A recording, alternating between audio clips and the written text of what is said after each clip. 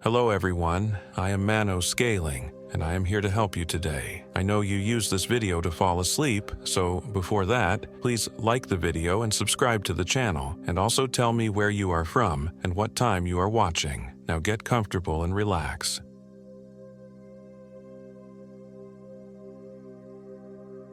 My name is Travis Rourke. I was 34 years old when it happened, in late October of last year. Even now, every time I close my eyes, I see the ridgeline of Bald Mountain, the place I wish I'd never set foot. I'm sitting in my apartment in Salt Lake City, staring at a blinking cursor on my laptop, trying to piece together a story that feels half imagined. But I assure you, there was nothing imaginary about it. I'm a freelance journalist, and back then I was desperate for a break. Magazine gigs had dried up. I'd just gone through a messy breakup. I was short on money, short on self-respect, and on the verge of giving up entirely. Then Greg Mercer called, an old college buddy who had turned himself into a sort of conspiracy hunting vlogger. He said he was going to the Uinta Mountains, specifically the area around Bald Mountain, because there'd been reports of missing hikers, bizarre sightings, and a rumored bone circle where people supposedly disappeared. He wanted me to team up with him, help with some background research, and share any proceeds if his channel's video blew up. I didn't want to be another hack chasing internet stories, but I was out of options. I remember telling myself, what's the worst that could happen? Greg, 36, was all swagger and charm, the kind of guy who loved barroom stories and big fish tales. Along with Greg came Allie Harper, his girlfriend. She was spiritual, airy, the type to wander off barefoot to meditate under a tree. And then there was Sean Dobbins, 29, Greg's stressed-out videographer with a big stack of anxieties and a bigger survival knife. Finally, there was my German Shepherd, Max, 6 years old, big heart, big bark, the only friend I trusted completely.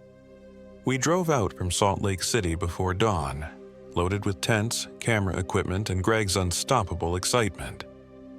As the miles rolled by and we climbed into higher elevations, a sense of dread coiled in my stomach that I couldn't explain. Bald Mountain had always been rumored to be dangerous. Sudden storms, a twisted labyrinth of unmarked trails, even whispers of unsolved murders. Part of me wanted to turn around, but I had rent due, and Greg was paying for gas and supplies. It was mid-afternoon when we parked on a dirt pull-off by a battered sign for a trail that looked barely used. The wind whistled across pines that rattled like old bones. Max hopped out first, nose in the air, ears up, curious as always. I remember adjusting my backpack and noticing Greg's brand new GPS unit flicker oddly. The coordinates danced around the screen. Sean tapped it, scowled, and pulled out a paper map. We all laughed it off. Technology glitch, no big deal. The sky looked clear, the day was crisp, so we set off. The first 3 miles went smoothly, though I kept an eye on Max. He seemed uneasy, sniffing at bushes, peering into the tree line. We chatted about life, about conspiracy theories, about weird local legends. Allie insisted this area was a vortex of energy. She talked about it with excitement, the kind you hear from someone who genuinely believes. Greg, meanwhile, just wanted footage of spooky sights and rumored pagan altars. Sean walked with his eyes fixed on the ground, occasionally filming a time-lapse of our trek. But soon, we began spotting oddities. Fresh footprints that ended abruptly near rocks, scattered piles of animal bones, strange wooden totems hanging from branches. The place felt older than the rest of the mountains, like we were trespassing on ground that wanted us gone. And then the first real glitch in time happened. We stopped to check the map. It said we should have been just under 4 miles from the trailhead, but the altimeter read as if we'd barely moved a mile. Greg's fancy GPS kept jumping around, first claiming we were 2,000 feet higher in elevation, then flipping back to normal. Sean grumbled about cheap electronics, but I could see the sweat on his forehead. Allie murmured that maybe we weren't meant to be here yet, and I shot her a worried glance and kept going. Late afternoon arrived, and we found a decent clearing by a cluster of old pines near a narrow creek. We decided to set up camp. Max wouldn't stop pacing the perimeter. Sean fiddled with the camera, complaining that the battery drained way too fast. Greg tried to light a fire, but the flames kept sputtering. Even with dry wood and a proper lighter, the flames struggled, flickering in weird colors, first greenish, then bluish. We chalked it up to chemical deposits in the wood. That's what normal, rational minds do. You explain the bizarre in the simplest way. Night fell faster than seemed possible. One moment the sky was a deepening orange. The next, the stars were out in full, the temperature plummeting. I crawled into my small tent with Max curled by my feet. I was exhausted, but my thoughts kept circling. I need a good story, I need footage, I need to get paid. Above everything, attention gnawed at me. This place isn't right. When I woke up, it was pitch black. No moon, no dawn, just a suffocating dark. I reached for my phone. The battery, which had been at 80% before bed, was dead. My watch read 12:13 a.m., but I felt like I'd slept a full night or longer. Max growled at the tent's flap. It was a low, deep rumble I'd never heard from him before. Then I heard footsteps outside. I whispered, "Greg?" No answer. "Allie? Sean?" Silence. Then a sound, like something heavy scraping against bark or claws on wood. I unzipped the flap and aimed my flashlight only to see the silhouettes of pines. The scraping noise stopped. The next morning, whenever morning decided to show up, Greg discovered that the food in his backpack had somehow spoiled. It reeked of rot, though it had been store-bought less than a day before. Sean found weird footprints in the dirt around our tents, footprints that looked like they might be human, but not quite. The toes were too long, the stride uneven. Allie commented it might be a shapeshifter, half joking, half with wonder in her voice. Despite these signs, we pressed on toward the rumored bone circle. If Greg or I got creeped out, we didn't say it. We needed the story. Our plan was to hike a few more miles deeper, camp again, and film any signs of unexplainable activity. Max stayed close to my side, occasionally letting out uneasy whimpers. Around midday, we stumbled upon the coyote carcass. It was skinned clean, the flesh stripped away, and the bones arranged in a star pattern on the ground. No flies, no maggots. The coyote's eyes were missing, sockets blackened and empty. My stomach turned. Sean, grim-faced, filmed it all. Greg was thrilled. This was the exact kind of footage his fans devoured. Allie whispered a prayer of some sort, tears in her eyes. We decided to keep walking, but the forest got quiet, unnaturally so, like we were in a vacuum. Pine needles crunched underfoot. The wind had died. That's when Allie suggested she go gather some herbs she'd noticed off-trail to make calming tea. She insisted it would help with the tension we were all feeling. Greg shrugged, told her not to stray too far. She disappeared among the pines. We saw her silhouette for a bit, then it was gone. 15 minutes later, she returned, cradling a handful of odd-looking plants. But something about her was different. Her eyes were wide, unblinking, focused on nothing. She was humming a low melody I'd never heard, and there was mud caked on her hands and halfway up her arms. Greg teased, "Allie, you wrestle a beaver or something." She just smiled. A slow, vacant smile that lingered too long. "Everything's so beautiful," she said in a monotone.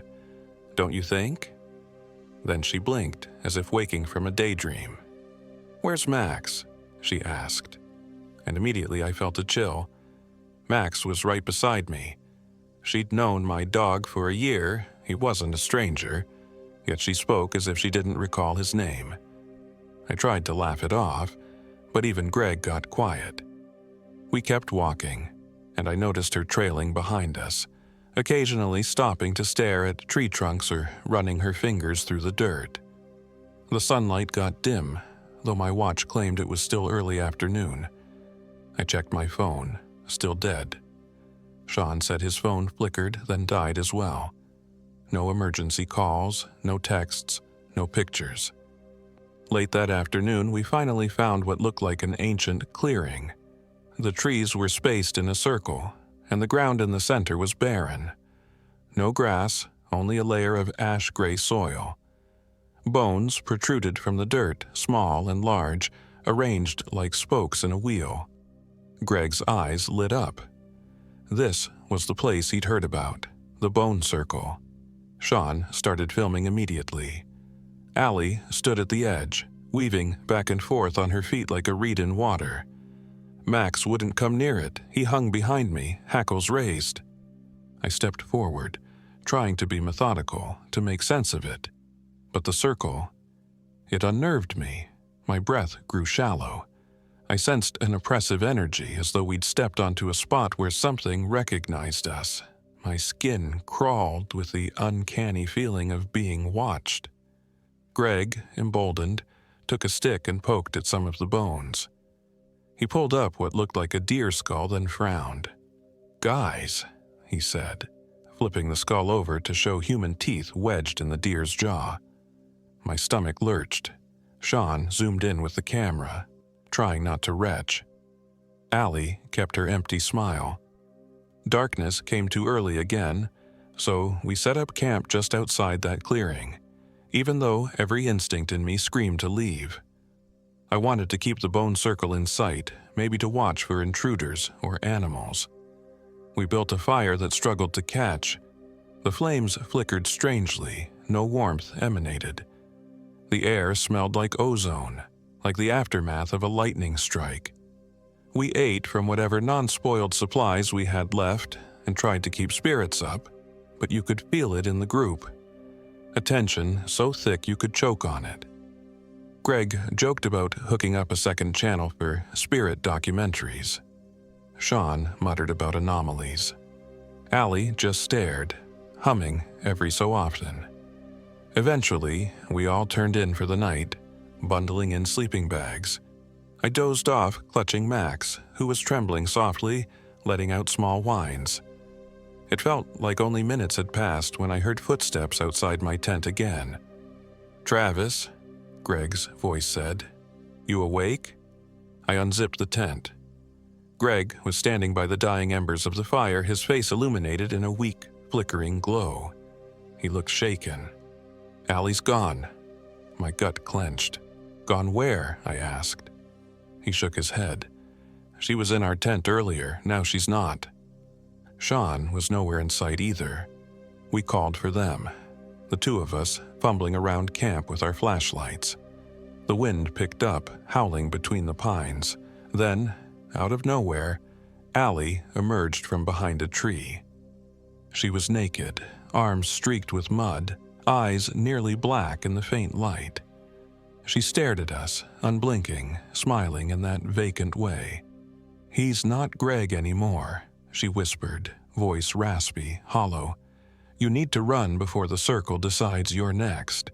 Then she giggled, like a little girl. My mind spun. Greg was standing right beside me. She was pointing at him. I turned to Greg, expecting him to be freaked out. But something in his face made me freeze.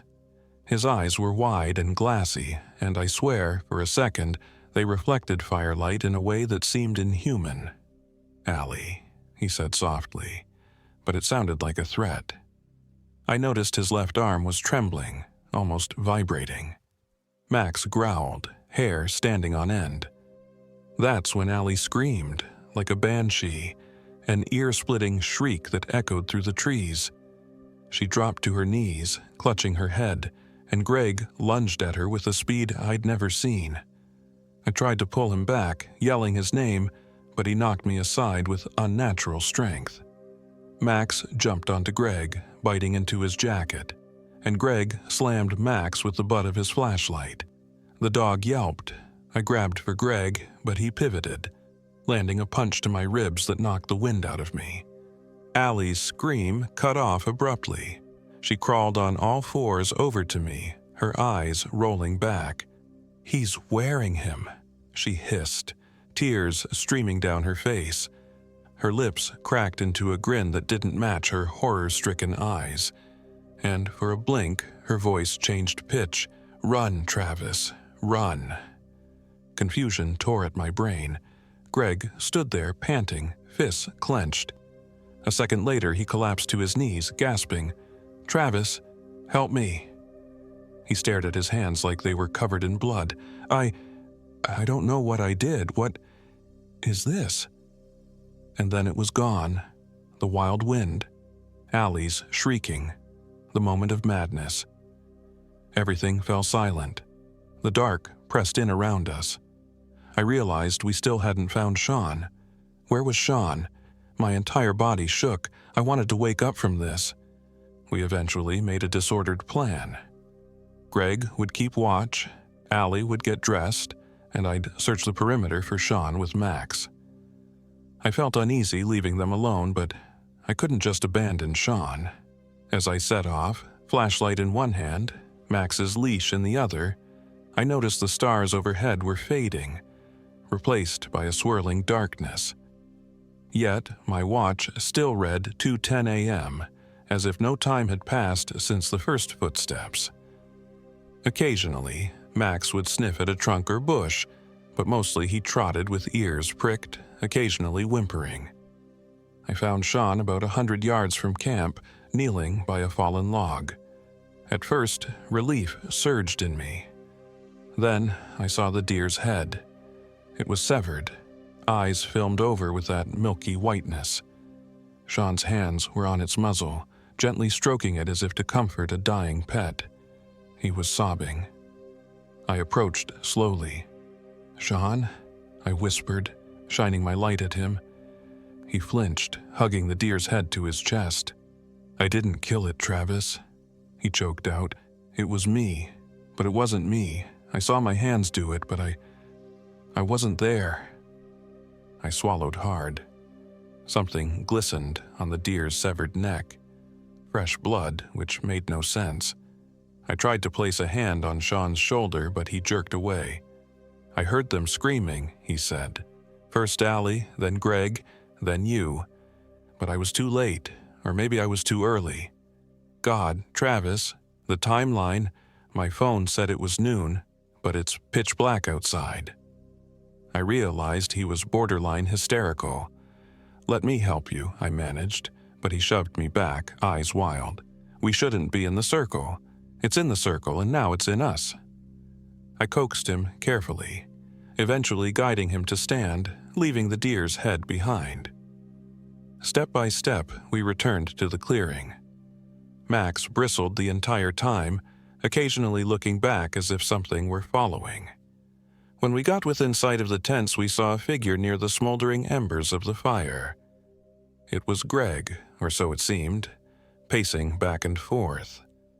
But he was humming that same low tune Allie had been humming earlier, the one we hadn't recognized. He'd never hummed like that before. I didn't see Allie at first. Then I caught sight of her. She was sitting in front of her tent, fully dressed now, knees pulled to her chest. She stared at the ground, face slack. "We found Sean," I said, my voice trembling. Greg whipped around with a grin that felt a few seconds too late to be genuine. It took him a moment to reply, as if learning how to speak. "That's good. That's really good." His words lagged, forced, like he was repeating them from memory. Sean glared, stepping behind me. Max bared his teeth. Everything about the scene felt wrong. The sky overhead flickered, like lights in a house losing power. Time lurched.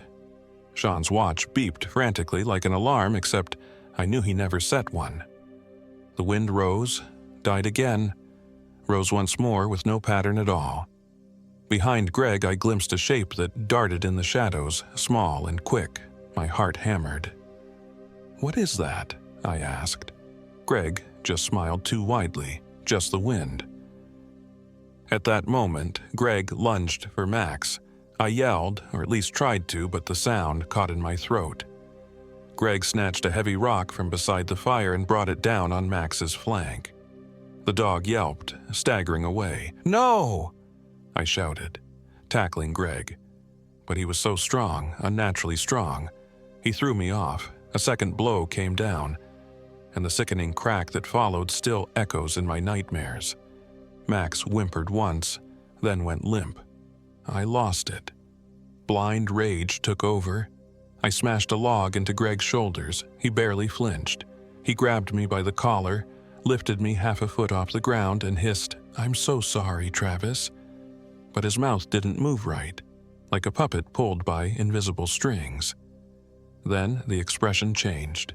Confusion rippled across Greg's face. He dropped me and stumbled away, muttering, "Oh God, what have I done?" Sean rushed in, holding his huge survival knife. I was doubled over, tears in my eyes, because Max lay there unmoving, blood pooling on the ground. I tried to reach for him, but I was shaking so badly I could barely see. Then a scream erupted behind us. Allie, shrill and echoing, as though she'd realized exactly what Greg had done. Or maybe she'd seen something worse. Sean, trembling, pressed the knife to Greg's throat. "I'll kill you," he snarled. Greg's eyes flickered with panic. That wasn't me," he gasped. "Something took me over." Sean's face twisted with furious indecision. I wanted him to do it, to finish Greg, to make him pay for what he did to Max. But a part of me still believed Greg might have been forced, might still be partially himself. My mind waged war with itself. Allie came up behind us, moving in that weird, disjointed gait. She crouched next to Max's body and touched his neck, as though checking for a pulse. Her face contorted into heartbreak, yet a second later, her lips spread into that endless smile. She looked up at me, this horrifying mixture of grief and glee. "They'll be so pleased," she whispered. "The circle is hungry." The madness broke me. I stumbled away, tears blurring my vision, wanting to run. But run where? We had no phone reception, no working GPS, no sense of time. Our supplies were spoiling or disappearing. Sean let out a frantic breath, brandishing the knife at both Greg and Allie. "Stay back!" he screamed. A commotion erupted. Allie tried to approach, arms out, crooning some lullaby. Sean whirled, trying to keep an eye on both her and Greg. Greg sank to his knees, burying his face in his hands, moaning, "I killed him. I killed the dog." Then he jerked upright as if yanked by a string, eyes blazing. "Get away from me," he snarled, voice deeper. Sean started to approach, and Greg lashed out, punching him across the jaw. Sean sprawled, the knife landing in the dust. I scrambled for the blade, but Allie snatched it up, moving with a shocking swiftness. She turned it in her hands, testing the grip, eyes locked on Sean. My instincts screamed that something horrifying was about to happen. And it did. She plunged the blade into Sean's shoulder before he could even stand. I heard the metal pierce flesh, a wet, sickening sound. Sean cried out, trying to grab the handle, but Allie twisted it viciously.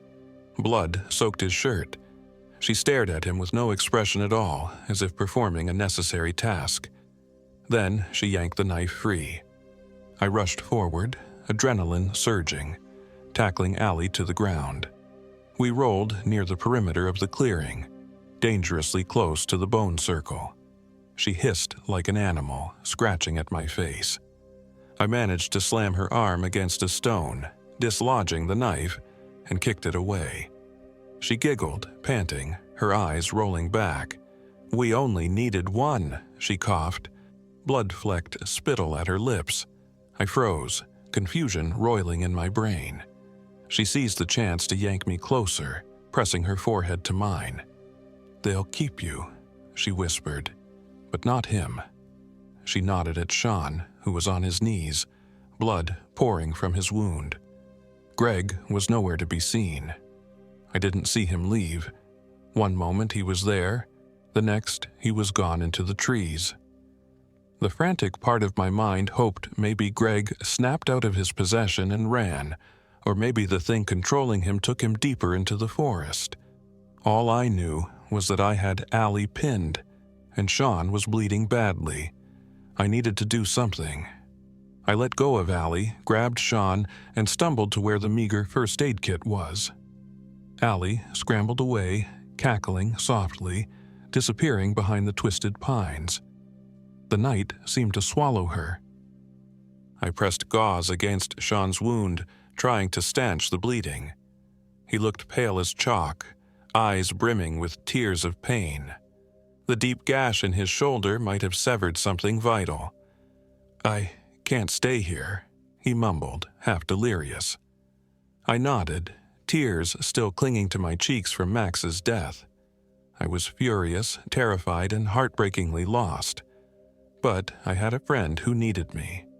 I half-lifted Sean, bracing him against my side, and we started to limp toward where we thought the trail might be. A terrifying, high-pitched laughter echoed through the trees. It sounded like Greg's voice, but also not. My mind reeled. How is that Greg? I forced myself to keep moving. We left our tents, sleeping bags, everything behind. The only weapon we had was that survival knife, which had fallen somewhere in the scuffle. My eyes scanned the ground in vain, but darkness cloaked everything. Sean panted. I prayed we'd somehow find the road or a vantage point or anything. Instead, we ended up in the bone circle itself, though I swear we'd been walking away from it. The circle reeked of decay. Ash puffed under our footsteps. Jagged bones protruded like the spears of some ancient trap. Sean's boot caught on something, sending him to one knee with a gasp of agony. And that's when I saw Allie again, kneeling at the far edge. She appeared to be chanting, her lips moving silently, her eyes black in the moonlight. I had no idea how she got there. In her hand, she gripped a piece of carved bone. She lifted it toward us, eyes fixed and furious. I pulled Sean backward, stepping on a small piece of rib bone that snapped with a pop. A hush fell, so quiet it felt like the entire forest held its breath. And then the circle seemed to roar to life. A gust of wind blasted across, swirling ash into the air, sending dust into my eyes, forcing me to blink wildly. Allie rose, pointing the carved bone at us. The wind carried voices, screaming, moaning, laughter. I thought I heard Max's bark somewhere among them, which shredded my heart. Sean shook his head violently. "No, no, no," he whispered, tears mixing with blood on his face. I glimpsed Greg stepping out from behind a tall pine. He was half naked, skin streaked with mud, eyes reflecting starlight. When he spoke, it sounded distant, echoing. I let it in. "Now you can't leave." Then he vanished behind swirling ash. Sean clutched at me. "Travis, we have to break the circle." But we didn't even know what that meant. Still, I understood that staying put would be our doom. Summoning what energy I had, I half pulled Sean to his feet. We stumbled forward, hoping to break free of the ring. Allie lunged, that bone shard slashing across the air and nicked Sean's cheek. He cried out, staggering. I grabbed a half-burnt log from the ground, must have come from the leftover campfire wood, and swung it at Allie's arm. It hit with a dull crack. She howled, stumbling to one side, dropping the carved bone. I kicked it away. She hissed, spitting curses, the focus in her eyes replaced by raw hatred. We bolted, or tried to. Sean was limping and I was half carrying him, adrenaline surging with each step. The swirling dust stung my lungs, making it painful to breathe. We left the circle behind, blindly forging into the dark woods, picking our way through undergrowth. Our flashlights were back at the tents. Everything was so black. My watch read 11:47 p.m., but that made no sense. We'd left camp well after midnight. It felt like hours had passed. A labyrinth of pines and unseen obstacles loomed. Twice I tripped over logs, bruising my knees, scraping my palms. Sean's breathing grew ragged, and I realized he was losing blood. We had to stop. We found a small clearing near a cluster of boulders where I lowered him gently to the ground. He winced and moaned. I rummaged in my pocket for anything, finding only a strip of bandage and a sealed antibiotic packet I'd grabbed in the chaos. I did my best to patch him up by moonlight. He pressed his head against my shoulder, whimpering, "I don't want to die here." I fought back tears. "You're not going to," I lied. "Tomorrow morning, we're getting out." Then I paused, remembering we had no sense of day or night anymore. The sky was still starry, but who knew if dawn would actually come? He was drifting, eyes fluttering. "I saw something," he mumbled. "Saw a second you, Travis, walking around the campsite when you were right beside me." He trailed off. My heart hammered. A second me? Time blurred. My mind flicked in and out of half sleep, half terror. Every twig snap made me jerk upright, scanning the darkness, clinging to Sean, who was losing consciousness. I must have dozed, because I was startled awake by footsteps. I almost cried out, but a voice hissed, "Travis, it's me." Greg stepped into the clearing, hands raised as if to show he wasn't a threat. He looked exhausted, battered. Cuts and bruises marked his arms. His eyes glistened with something like remorse. In one hand, he clutched a flashlight. I didn't trust him for a second. I held up a rock in warning. "Stay back, Greg. You killed my dog." Greg's face contorted, tears spilling down his cheeks. "I didn't want to. I swear to God, something was controlling me. Please, man, I can't fight it anymore, but I'm trying." He moved slowly, placing the flashlight on a boulder near us, letting the beam illuminate the area. "I'm sorry," he whispered, kneeling at a distance. "Let me help, Sean." He approached, and Sean whimpered, trying to squirm away. Greg, tears in his eyes, spoke in a trembling voice. "We have to get out before dawn, or whatever passes for dawn here. The circle's not done with us." He rummaged through his own pockets, producing a small first aid compress and tape. I watched, ready to bash his skull in if he tried anything. But he dressed Sean's wound as best he could. Sean was barely awake, maybe half delirious, but the bleeding slowed. I asked Greg, "Where's Allie?" He swallowed. She wants to complete some ritual. She's not herself anymore. She keeps talking about wearing us all. I don't understand it, Travis." He let out a sob. "God, I'm so sorry. Max was a good dog. It was like I was outside my body watching it happen. Please believe me." I felt raw hatred mixed with pity in my chest. He might have been controlled, or he might be playing me. I had no way to know. We agreed to carry Sean together, find the road. That was the plan. Then we heard a branch snap behind us. Allie's voice sang out softly, "Don't you want to be part of something bigger?" She stepped into view, hair matted, eyes black as pitch. Beside her was Greg. Another Greg. My brain short-circuited. I looked from the second Greg to the first Greg. They were identical, except the second Greg's mouth twitched unnaturally at the corners, and his hands looked too large. The second Greg, or thing wearing Greg's shape, spoke in a faltering, mocking voice. "Travis, friend, come join us." I gasped. The real Greg shouted, "That's not me." The doppelganger let out a hideous laugh, then lunged. Real Greg shoved me aside, tackling his double. They wrestled violently, rolling across the ground. Allie advanced on me, so I grabbed a rock and swung. She caught my wrist, impossibly strong for her frame, and forced me to my knees. She brought her face close. Her breath smelled of decay. "Open wide," she whispered, prying my jaw.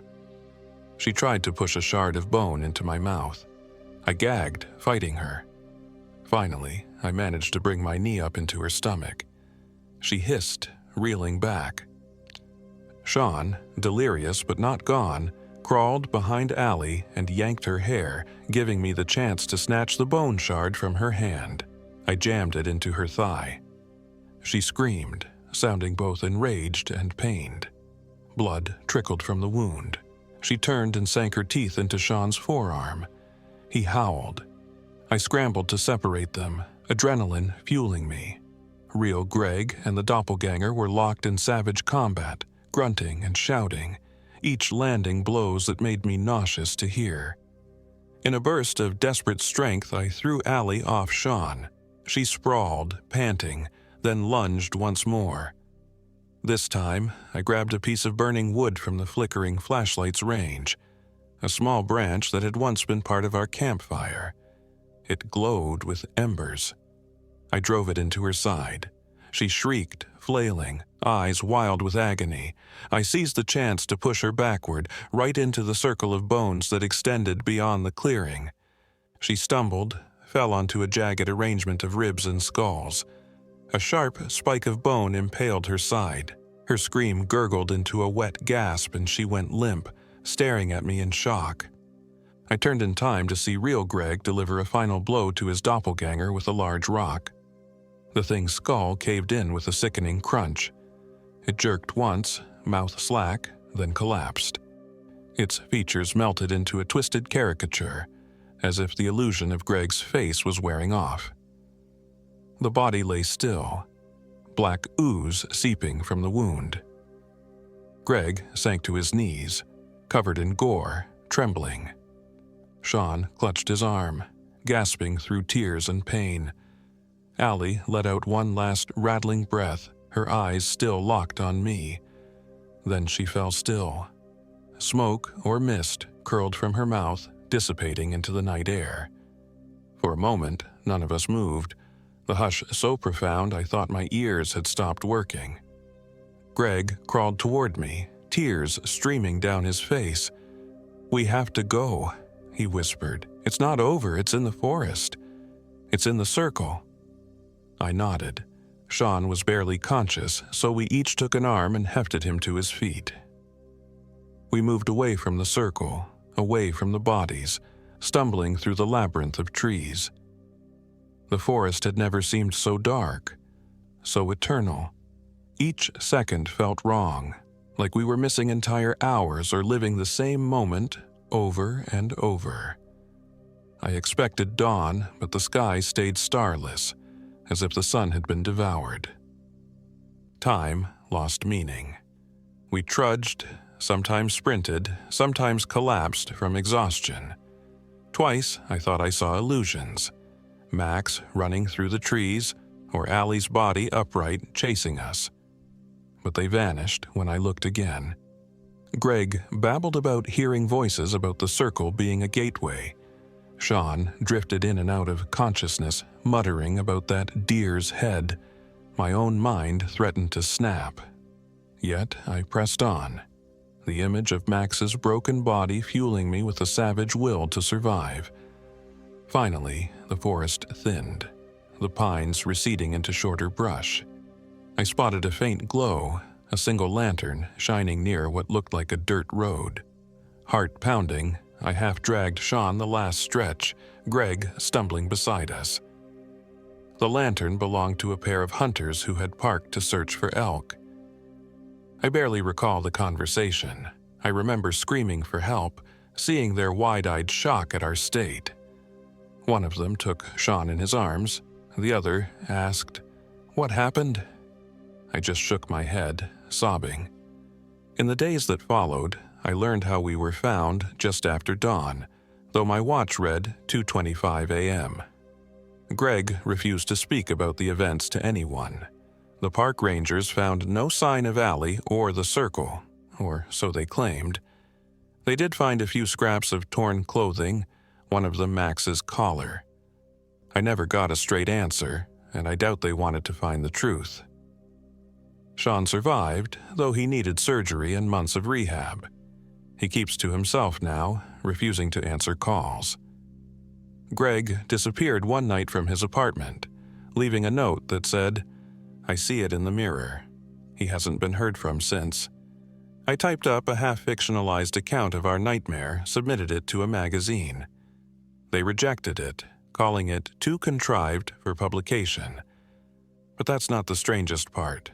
A few weeks later, a new YouTube channel popped up, one with only a single video, footage of Bald Mountain, shot from different angles, including vantage points I know we never used. In every shot, a figure stands in the distance, a figure that looks like me. And I'm smiling, walking in circles among tall pines as if stuck in a loop. The date stamp on the video constantly flickers between random times, none of them consistent. People in the comments claim it's a hoax, special effects, or clever editing. Let them believe that. I know the truth. I know what that place did. Even now, I'll wake in the middle of the night certain I hear Allie humming a lullaby, or Max barking for help, or Greg apologizing in the darkness. The therapist says it's trauma, but deep down, I can't shake the feeling that the circle never let us go. Some part of me stayed behind, and maybe some part of it came back with me. I'm haunted by every detail. The smell of rotten meat, the swirling ash, the impossible flickers in time, and most painfully the look in Max's eyes when Greg brought that rock down. If I could turn back the clock, I'd never have answered Greg's call. I'd have stayed in my apartment, lonely but safe. The horror of Bald Mountain belongs to me now, lodged under my skin like a splinter that won't come out. Sometimes, late at night, I see that reflection of me in the window, smiling too wide, blinking too little, as if someone else is wearing my face. I don't know if there's any real closure. Maybe the day I stop breathing is the day I'll be free of the nightmares. Or maybe it'll just be another step, another loop in the endless labyrinth that the circle created. All I can do is share this story and hope it warns anyone reckless enough to venture into the quiet groves near Bald Mountain. If you see bones arranged in a circle, if you feel time slip through your fingers like water, if you sense someone behind you who looks exactly like you, don't hesitate. Turn around. Get out. Because what waits in those woods is not merciful, and it is not satisfied with just your fear. It demands a piece of you, and sometimes it claims everything. 01.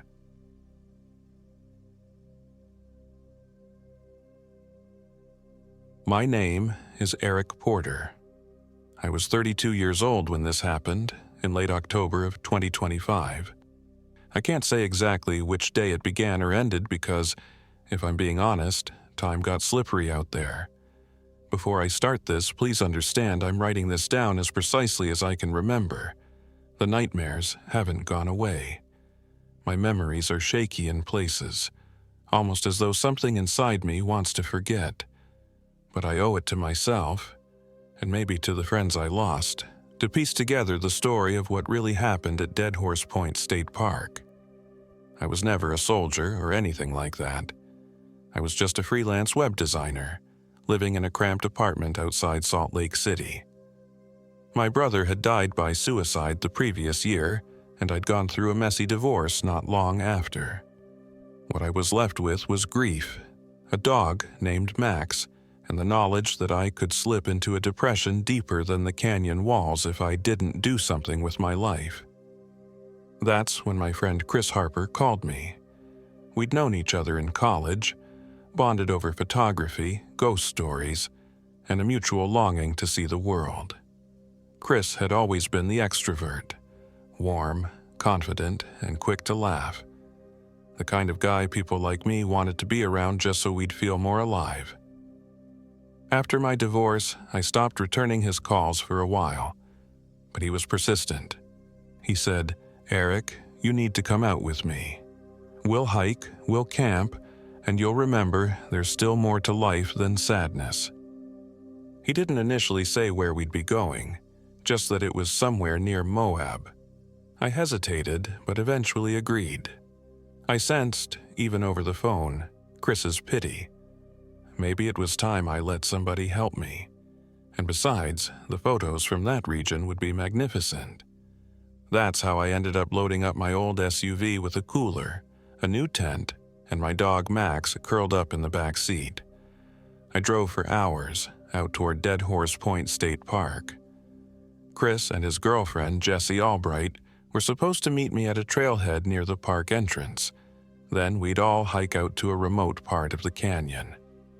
We'd be off-grid, no hotels, no nearby campers.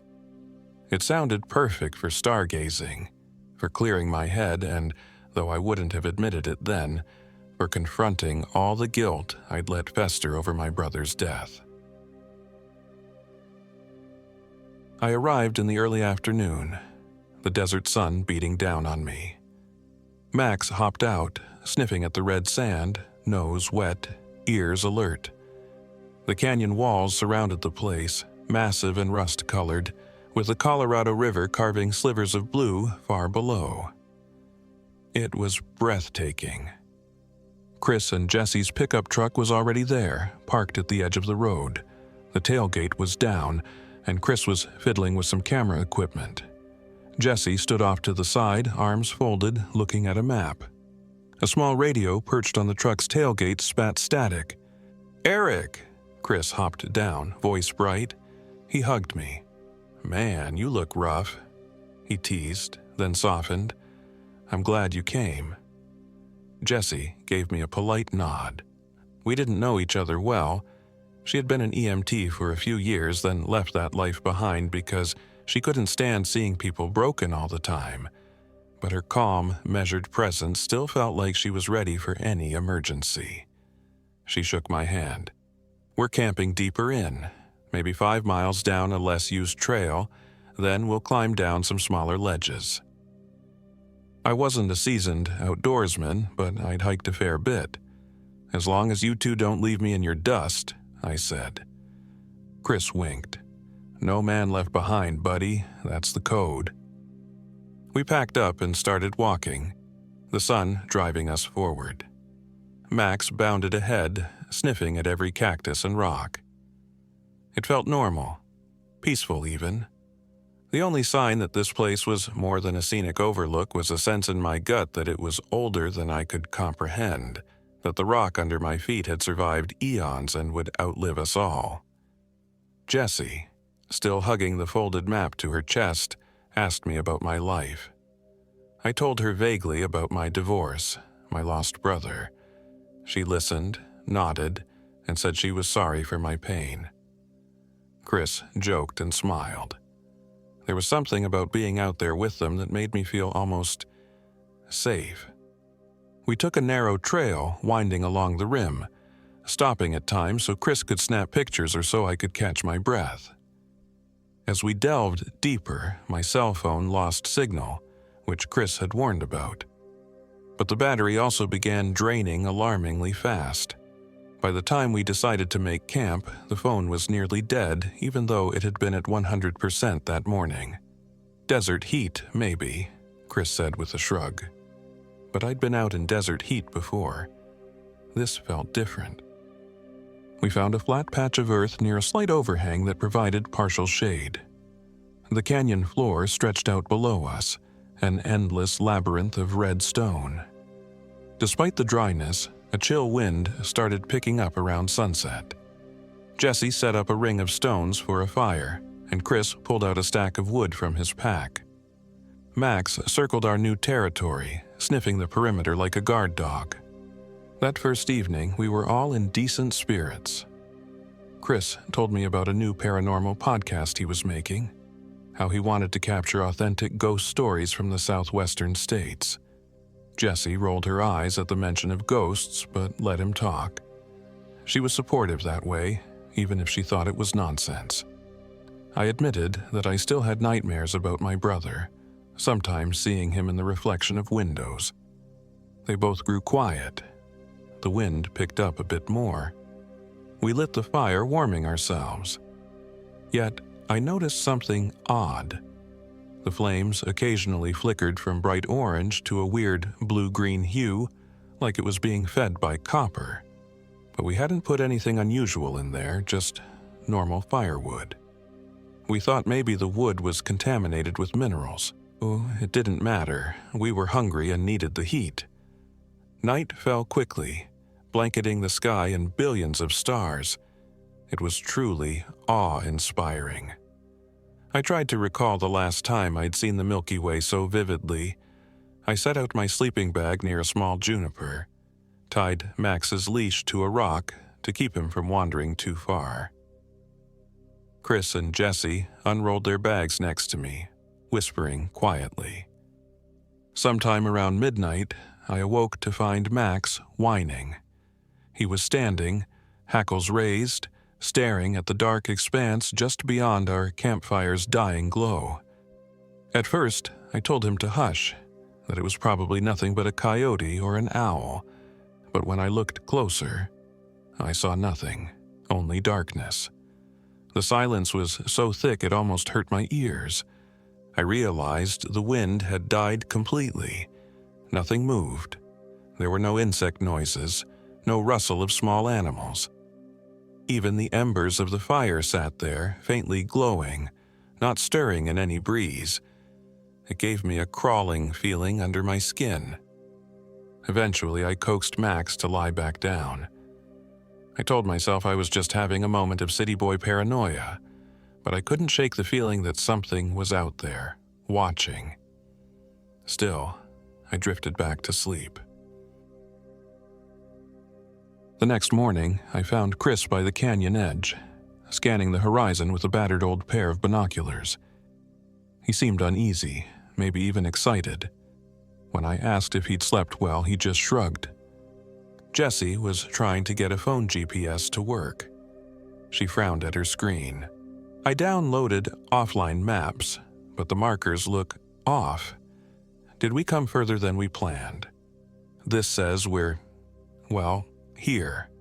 She pointed to a spot in a massive blank zone, but I swear the topography's not matching up.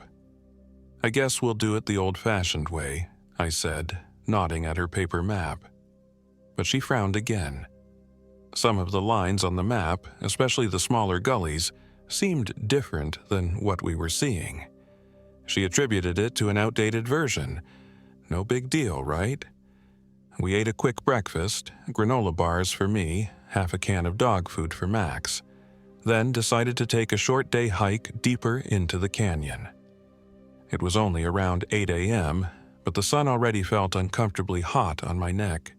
2 hours into the hike, I started noticing how Max's ears would perk up every few minutes. He'd freeze, staring into the distance, sniffing. I'd see nothing. The next time he did it, Jessie sighed. Maybe he smells a mountain lion. She was trying to keep a calm face, but her body language showed she was tense too. We eventually reached a vantage point with a sheer drop into the gorge below. The view was incredible, but tinged with something that felt ominous. It was so still, too still. Chris said he wanted to record a short audio segment for his podcast, so we waited while he set up a small digital recorder. Just as he pressed record, the sky rumbled, a low, distant thunder. But there were no clouds. We decided that was our cue to head back to camp. We followed what we thought was the same trail, but the rock formations felt unfamiliar. Jessie paused and pointed at a strange monolith of twisted stone. That wasn't there before, was it? Chris turned in circles, scanning the terrain. No, it definitely wasn't. He looked uncertain. But desert landscapes can play tricks on the eye, right? It took us another hour to find our campsite, even though the logical route should have taken 20 minutes. By the time we stumbled back, the sun was already dipping lower than it should have for that time of day. My watch read 2 p.m., but it looked like it was nearly 5 p.m. The shadows were long, creeping. Jessie's phone read a completely different time, 11:17. a.m., Chris's phone was dead. Mine showed 6:45 p.m. Something was up. We gathered around the dying coals of our morning fire, which also seemed off. Usually, you wouldn't expect faint embers to last that long. It was as if time itself had been scrambled. That evening, Chris said he was going to gather more firewood. The moment he left camp, Max started whining again. I tried to pet him to calm him down, and that's when I realized the dog was trembling. I wondered if there might be a storm approaching, but the sky was mostly clear. The thunder we heard earlier had vanished. Jessie was rummaging in her first aid kit. "I must have left the bandages behind," she muttered. That was odd. She'd sworn she brought them. She prided herself on being well prepared, never forgetting supplies. "Maybe Chris took them by accident?" I offered half-heartedly, but that didn't make sense.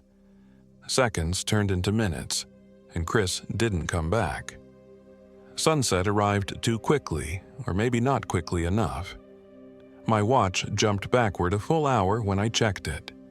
Max started pacing, his nose to the ground as though trying to pick up a scent. Jessie's eyes flicked anxiously toward the trail where Chris had disappeared.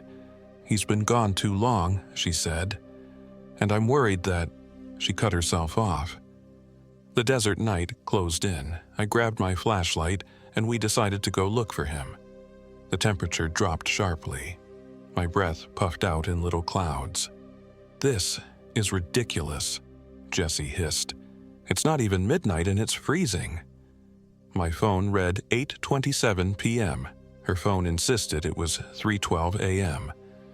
We walked maybe a half mile, calling out for Chris, shining the flashlight across the rocks. The canyon played tricks with echoes. Our voices bounced back in unsettling ways. Then we heard footsteps. Light, unhurried. We both exhaled in relief as Chris emerged from behind a boulder. But something in his face made me recoil. He was smiling. It was too wide, too stiff. It took him a moment to speak. "I got lost," he said finally. "Sorry if I worried you." His voice was just a little off in pitch, like a bad recording of himself. Jessie ran up, about to hug him, but stopped short as Max began barking frantically. The dog was practically in a frenzy, lunging and growling. Chris looked at Max with a slow blink. "Hey there, buddy," he murmured. Max only barked louder, trembling with fear. I tried to calm Max, but he snapped at the air, refusing to go near Chris. That's when I looked back at Chris's face. His eyes were shining strangely, reflecting the flashlight beam like an animal's. "It's all right," Chris said. Then he frowned as though annoyed. "The dog's just spooked." We slowly returned to camp. Jessie kept glancing at me. Something was very wrong. Chris was uncharacteristically quiet, hugging the perimeter of our camp like he was checking it. He asked me in a casual tone, "So, Elijah doing okay these days?" I froze. Elijah was my brother's name, the one who died, and Chris knew that. But he also knew Elijah was dead. The question made no sense. My throat went dry. You know he's gone." I swallowed. Chris stared at me, the same too wide smile flickering across his face. "Right," he murmured. "Yeah, that's right." We tried to get a fire going to fight the cold, but the flames refused to stay lit unless we hovered over them. The moment we stepped away, it would gutter out, sparking in bizarre colors. Meanwhile, Chris sat on a rock, humming to himself. He kept glancing at me, blinking too infrequently, as though he was practicing how humans blink. At some point, I started to wonder if Chris had had some kind of breakdown, but the vibe was more uncanny than that. I could feel a sense that he was studying me, waiting. Then he whispered, "I'm excited you're here, Eric. I've been waiting to show you something." My blood ran cold. Jessie tried to break the tension by rummaging in her tent for her first aid kit, looking for painkillers. Maybe the desert dryness had given her a headache. Suddenly, she shouted in disgust, I ran over and found her kneeling by her open kit, gagging at the sight of something rancid, pieces of raw, maggot-ridden meat stuffed in place of gauze and bandages. The stench was enough to make my stomach turn. "What the hell?" Jessie hissed. She looked over at Chris, who remained on his rock, unbothered. I tried to dump the vile contents but was too horrified to move at first. Jessie's face turned pale. I saw my own revulsion mirrored in her eyes. "Did you—" she started to ask Chris, but he didn't respond. That was when Max bolted off into the darkness, barking like a maniac. I called after him, shining the flashlight, but he disappeared into the rocks. "Max!" I shouted. "Max! Come back!" Chris only murmured, "I wouldn't go after him, Eric. The dog made its choice." My voice broke. "We can't just leave him out there." He looked at me with vague pity. "Maybe he doesn't belong with us anymore," he said cryptically. Sleep was impossible, but we tried to rest. We made a tiny fire and huddled close. Jessie and I took turns staying awake, watching Chris out of the corner of our eyes. He occasionally closed his eyes, then opened them moments later to stare at the embers. The times I did doze off, I had nightmares of my brother Elijah's face, pale and lifeless, telling me, "I'm here, right here in the canyon." I jolted awake more than once, heart pounding. Every time, I found Chris leaning over me, smiling. I'd startle, and he'd just move away casually, as if he'd been about to say something but changed his mind.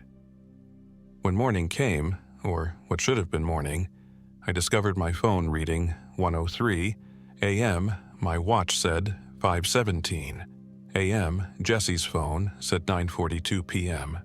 The sky seemed stuck in a pre-dawn twilight. The sun never fully rose. We spent hours in a kind of eerie half-light. My sense of time started to unravel. Then we noticed our sleeping bags. They were unzipped from the inside, yet none of us remembered opening them. We found footprints too, bare footprints not matching any of our sizes, circling the campsite. The prints disappeared into the rocky ground, leaving no clue which direction they came from or went. Our supplies were going bad. The bread was moldy, the jerky turning gray, water tasting foul. Jessie spat it out, cursing. She swore we had just opened a fresh jug the evening prior. Now it stank as though it had been sitting in the sun for weeks. The realization set in that we might not have enough clean food or water if we couldn't find our way back to civilization soon. Chris stood at the edge of our campsite, gazing out at the canyon as though mesmerized. I wanted to confront him about what was going on, but every time I tried, I found my words drying up in my throat. There was something radiating from him, something alien or inhuman. Jessie was more direct. "Chris, we need to leave. Right now, we're out of resources. Let's head back to our vehicles." He turned, regarded her with that unblinking stare. "Leave?" He laughed quietly. "But there's so much more to discover, Jess." She gave him a firm look. "We can't stay out here. It's too dangerous and we can't navigate properly. Our GPS is messed up, even the maps are messed up." Chris shrugged. "I don't see the big deal. We have Eric to help us, don't we?" He looked at me meaningfully. "Isn't that right, buddy?" I couldn't meet his gaze. Instead, I tried to recall the route we'd come from, but a dread welled up inside me. That route had changed somehow. Markers we used were absent or rearranged. The desert looked the same in all directions. "What?" Jessie took me aside, far enough that Chris couldn't overhear. "Eric, I don't know what's going on with him. It's like he's not even Chris anymore." She swallowed. "I'm actually scared. If I'd known it'd be like this, I never would have come." I nodded, feeling a knot in my gut. "I know, there's something wrong. Maybe he hit his head. Or, God forbid, dehydration can cause delirium. But this is beyond that. I shook my head. We should find the road, or at least some vantage point. We can't stay here.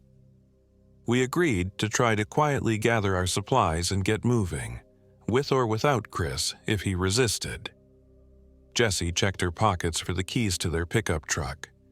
She'd kept them on her since Chris had insisted on carrying something else. A sense of relief flickered across her face when she found them. We crept back toward the campsite.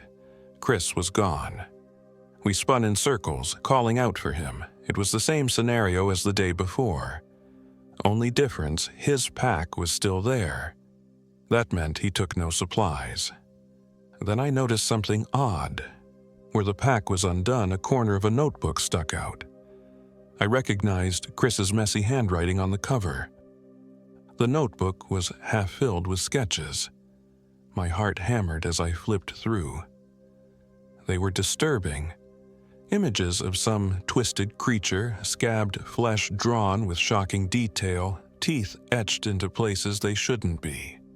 Words scrawled across the margins. The Gnasher, the Gnasher, the Gnasher. He will bring them to me. Bait. He promised. There were paragraphs describing how Eric's presence is key, and my brother can be returned if we do the ritual. Another passage read, "He says he can appear as what we love most, or what we fear most." I felt my blood run cold.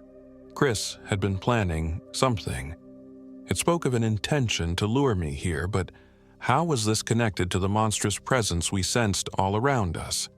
Jessie skimmed the pages, her face pale. "He lured us out here on purpose," she murmured, voice trembling. "What is all this talk about a Gnasher? Some local legend? He scribbled references to skinwalker myths, too."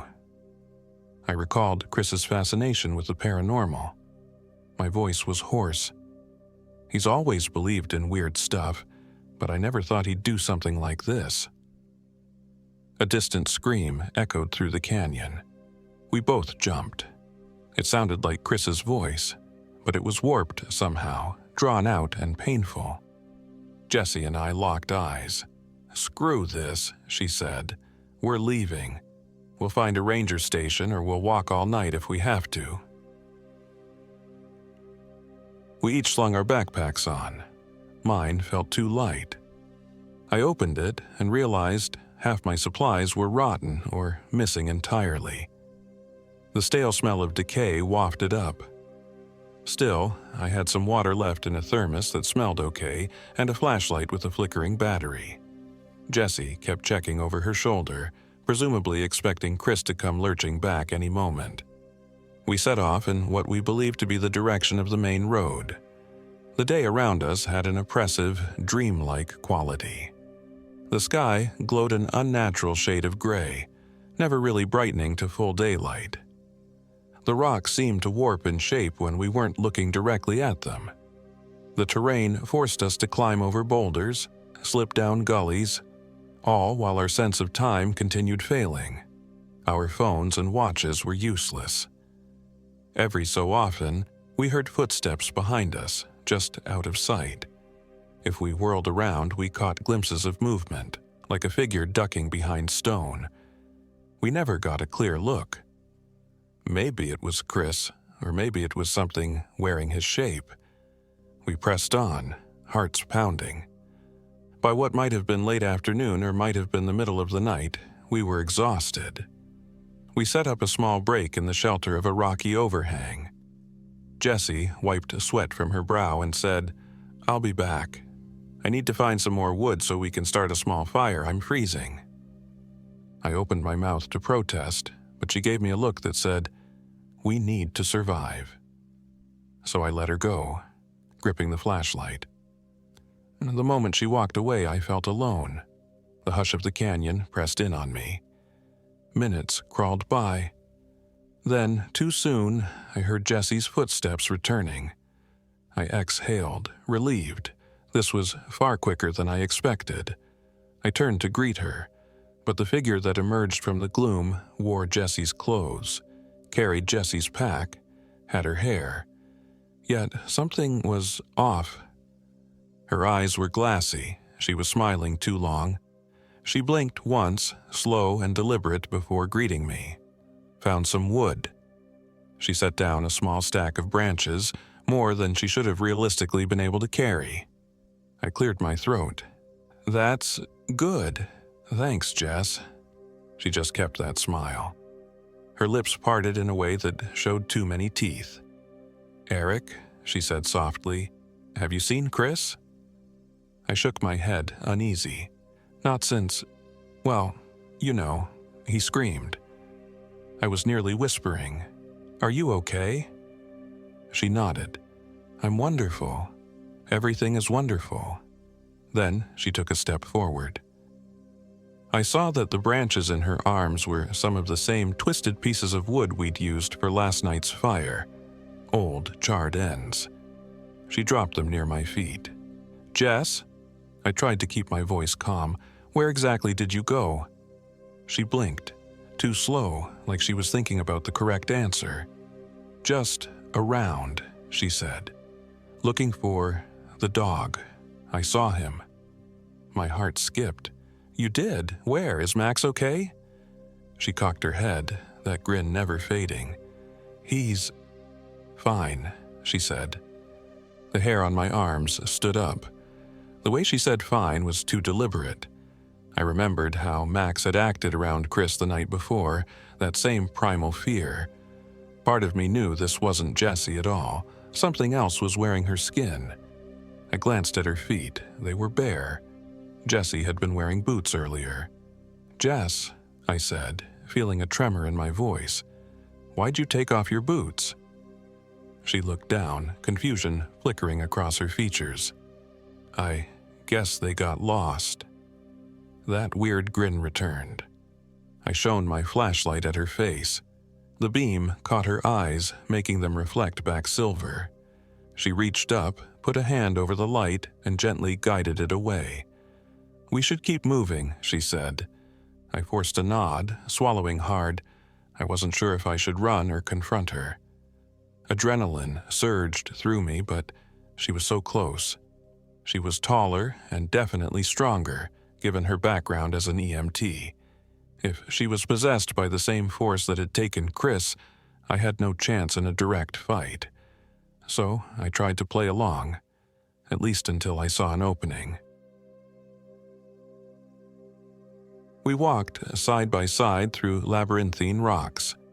The area seemed to shift with every step, like the canyon was rearranging itself to keep us in. She occasionally glanced at me with that too-wide smile, making small talk about my brother or my ex-wife in a disturbingly casual tone. She'd ask, "Do you think your brother is proud of you, Eric, bringing you out here for him?" That was nice. I clenched my jaw. I didn't come out here for him. He's gone. She just shook her head, lips curling. Not if you don't want him to be gone. He could come back. You just need to want it enough. Rage and sorrow flared in me. This was an echo of what was written in Chris's notebook, something about bringing Elijah back. As if that was possible. This thing was toying with me, using my grief as a weapon. We crested a small rise, and I started to see flickers of movement below. A faint flicker, like someone had lit a fire in the canyon. "Is that Chris?" I asked. Jessie's grin persisted. "Let's find out." Oh, yeah. I made an excuse to look for a safer path down the rocks, pulling slightly ahead.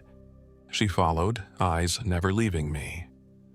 My heart pounded as I realized I was nearly powerless if she decided to pounce. Each step was measured. I needed a plan. We picked our way down a narrow slope. Loose gravel shifted under my feet. I nearly slipped twice. Jessie, if it really was Jessie, moved gracefully, more like a predator than a person. At the bottom, we squeezed through a small crevice and emerged into a hollow overshadowed by red rock walls. In the center, I saw the faint glow of a campfire.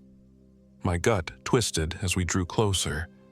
Sprawled near that fire was Chris, or at least something that looked like him. He was lying face down, shirt torn, skin blackened in patches like burn scars. I could see the outline of a bony spine protruding unnaturally from under his shoulder blades. It was horrifying.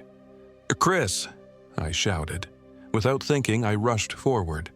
Behind me, Jessie let out a low hiss. I spun, startled, but she was just watching, her face contorting with strange fascination. I knelt by Chris's side, ignoring the stench of charred flesh. He groaned. In the fire's glow, I saw that his arms and legs looked twisted. He coughed, and I recoiled at the smell of rot.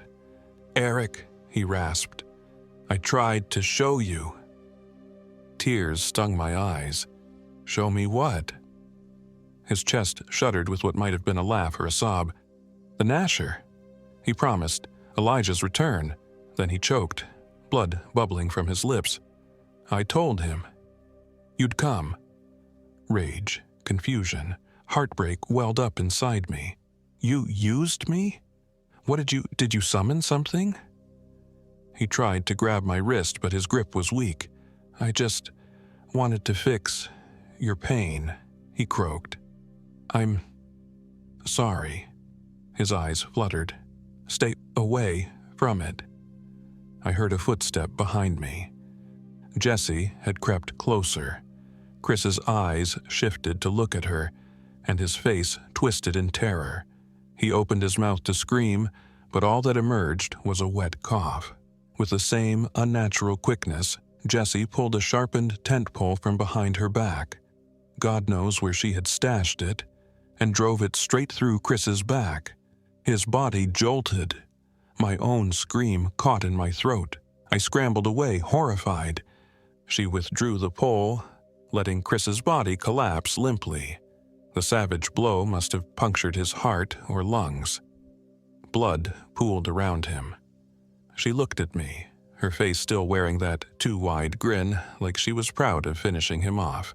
"You," I started, voice shaking. "You killed him." She tilted her head. He was already gone. He served his purpose. Then she stepped toward me. "Now, Eric, it's your turn." My heart hammered. I had no weapon except for the small flashlight. I scrambled backward, nearly tumbling over Chris's corpse. The edge of the fire's glow cast flickering shadows across Jessie's face, accentuating her eyes. And they gleamed the same unearthly reflection I'd seen in Chris. Suddenly, from somewhere behind the rocks, I heard a frantic barking. "Max!" The moment the barking echoed in the canyon, Jessie's entire demeanor changed, her features twisting with anger or fear. She spun, scanning the darkness. That was my chance. I hurled the flashlight at her. It cracked her in the shoulder, causing her to stagger. I bolted away, following the sound of Max's barks. My mind raced. If Max was still alive, maybe he could lead me out. That was the only sliver of hope I had left. I ran, ignoring the pain in my lungs. The canyon labyrinth seemed endless. My legs felt heavy, as though time itself wanted me to slow. The barking sounded closer, then further, then closer again, as if the dog was moving in circles. Possibly he was as disoriented as I was. I risked a glance behind me. Jessie was giving chase, her silhouette jerking in the flickering shadows. She was fast, almost unnaturally so, covering ground in leaps and bounds. I turned sharply around a boulder, nearly colliding with a rock wall. Each step threatened to snap an ankle on the uneven terrain. My phone vibrated in my pocket, which startled me so badly I almost dropped it. I fumbled it out, saw the screen flicker to life. It displayed an incoming call. Chris. My brain reeled. Chris was dead. I'd just watched him die, yet my phone insisted he was calling. In my panicked state, I stupidly answered. Eric, came Chris's voice, or at least something that sounded 90% like him. "Help me." I pressed end and shoved the phone away, feeling a surge of revulsion. All around, the canyon walls reverberated with a distant laughter that might have been the wind or the Nasher itself. I made another turn, coming face to face with a small opening in the rock, a black maw leading into the canyon's lower levels. Max's barking echoed from within. Summoning every ounce of courage, I squeezed through. Jessie's footsteps were close behind, but her tall frame might have difficulty following quickly. Inside, the darkness was complete. I felt my way along the walls. Suddenly, I brushed something wet. Holding my breath, I continued groping forward until I emerged into a small cavern lit by phosphorescent lichen or crystals in the rock. The light was dim, but enough to see Max sitting near the center, tail wagging nervously. Relief crashed over me. "Max!"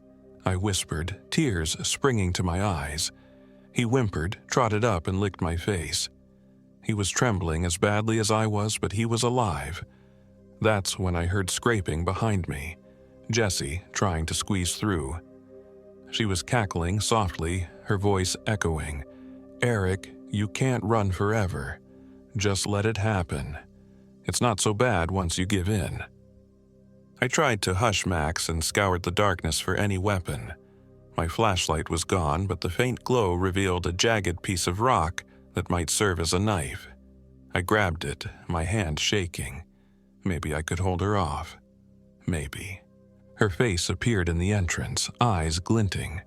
"We can bring your brother back," she cooed. "We can fix it so you never lost him. Don't you understand?"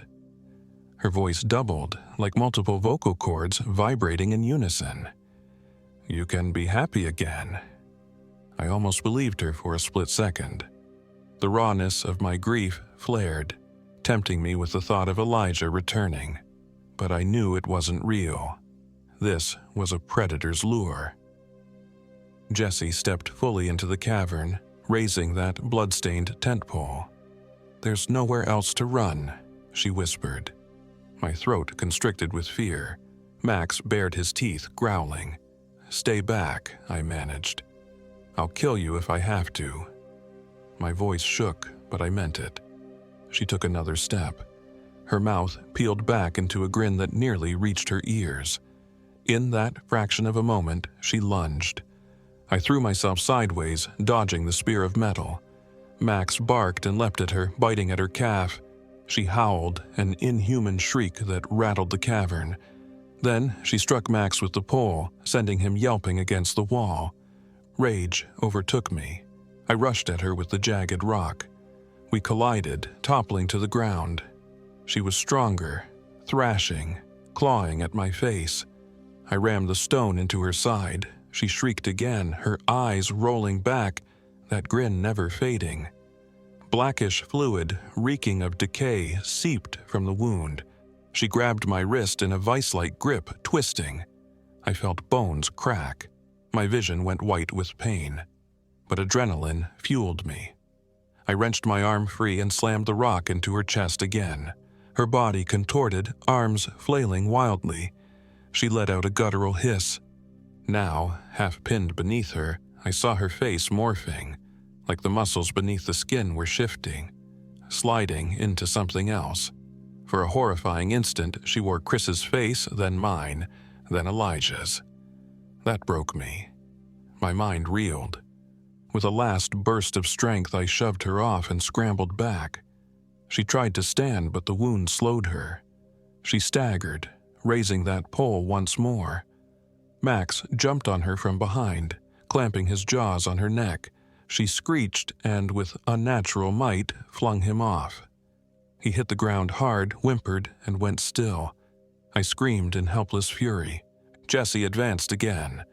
I found a heavier rock, maybe half the size of my head, and as she lunged a final time, I swung it with all my might.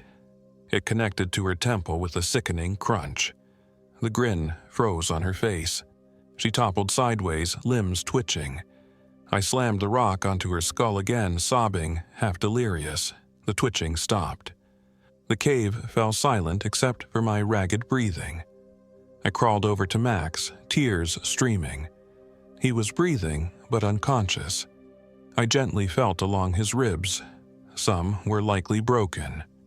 I let out a trembling sigh of relief that he was still alive. Jessie's body lay not far away, the dim glow revealing that blackish fluid pooling around her head. She wasn't moving, and yet I couldn't trust she was truly dead. I mustered the strength to drag Max away from the cave, back out the entrance we'd come in. I left her corpse there, or whatever had become of it. I limped through the canyon with Max in my arms. Pain racked me, especially in my wrist, which might have been fractured. I moved slowly in a daze, scanning for any sign of an exit. Maybe an hour passed, maybe 3. Time was meaningless. The sky overhead flickered between twilight and dawn, never quite settling. Eventually, I emerged onto a ledge that overlooked a portion of the desert. My eyes widened. There, in the far distance, I spotted faint electric lights, maybe a highway or a ranger station. I had no idea how far they might be, but I started heading in that direction. I was beyond exhausted, my head spinning, but survival was a powerful motivator. Max stirred slightly in my arms. He whimpered, and I tried to reassure him. "Hang on, boy, hang on." Each step was agony. Then, behind me, I heard something heavy scraping on stone. I turned, heart pounding. There was no immediate sign of movement, but a voice, Jessie's voice, wafted up from somewhere out of sight, echoing off the canyon walls. "Eric, don't leave me." The voice sounded pitiful, almost normal. My breath caught. I pushed onward, ignoring the pleas. They shifted after a few moments, turning into Chris's voice, calling my name. Then it became Elijah's voice, sobbing. I stumbled, nearly dropping Max. This wasn't real. I had to keep going. Finally, after what felt like a lifetime, I found a small side trail that led upwards. My battered flashlight flickered, almost dead. The climb was brutal. My ankle twisted on loose rocks. Pain shot up my leg. Something popped, and I screamed. I collapsed, Max sliding from my arms, yelping. I realized I might have just broken my ankle, or at least severely sprained it. I lay there, hyperventilating, tears streaking my face. Max whined. We were so close to potential rescue and so far from guaranteed safety. The voices continued behind me, sometimes chanting my name, sometimes laughing. I needed to see if I could still stand. Gripping a nearby rock for leverage, I tried to haul myself up. My ankle gave, and I nearly passed out from pain. But I refused to quit. I used my knees and elbows to crawl, dragging my body a few feet at a time, pushing Max ahead of me gently. Every movement sent pain lancing through me. At one point, I glanced back down the trail. A faint figure stood in the gloom, perched on a boulder, watching me. It was too tall, its limbs too elongated, head cocked at an impossible angle. When it realized I'd seen it, it let out a soundless laugh, then it vanished. I resumed crawling, focusing on the small lights in the distance. They were my only hope. When I finally reached flatter ground, the environment changed. I found scrubby desert shrubs and stunted trees. The air felt less suffocating. The sky began to lighten, revealing an actual sunrise, pale pinks and oranges. It was the first real dawn I'd seen since this nightmare began. My phone, useless in my pocket, beeped once. Then it died. I inched forward, tears of relief welling as I spotted what looked like a dirt road, but before I could celebrate, 2 silhouettes emerged. They carried rifles. My heart leapt into my throat. Maybe they were poachers or bandits. But as they came closer, I saw they were wearing badges. Park rangers. I tried to cry out, but it came out as a hoarse rasp. I felt my consciousness slipping. They ran up, One knelt by me, gently checking my pulse. I heard muffled exclamations. They sounded confused. "Sir, can you hear me? Where did you come from?" I tried to speak. "Dead Horse Point," I managed. "We were camping. My friend's dog." My words garbled, their faces twisted in bafflement. "Dead Horse Point?" repeated the older ranger.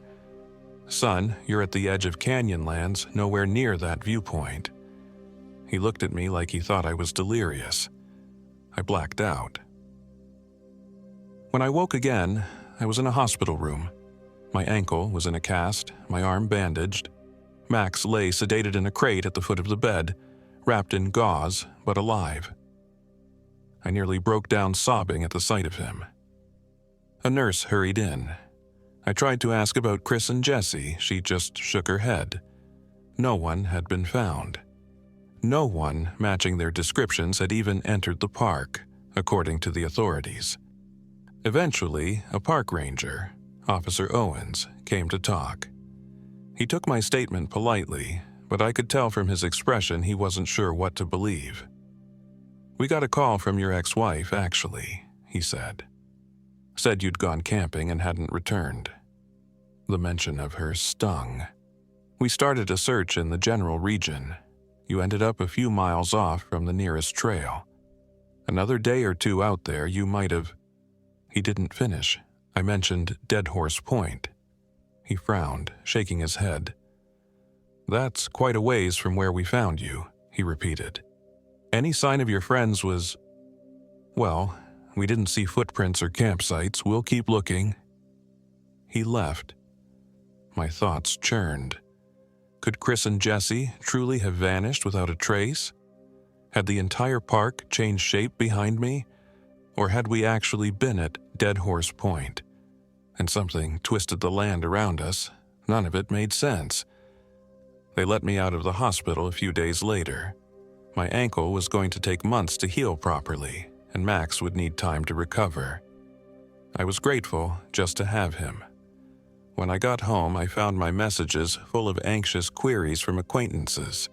None from Chris, none from Jessie.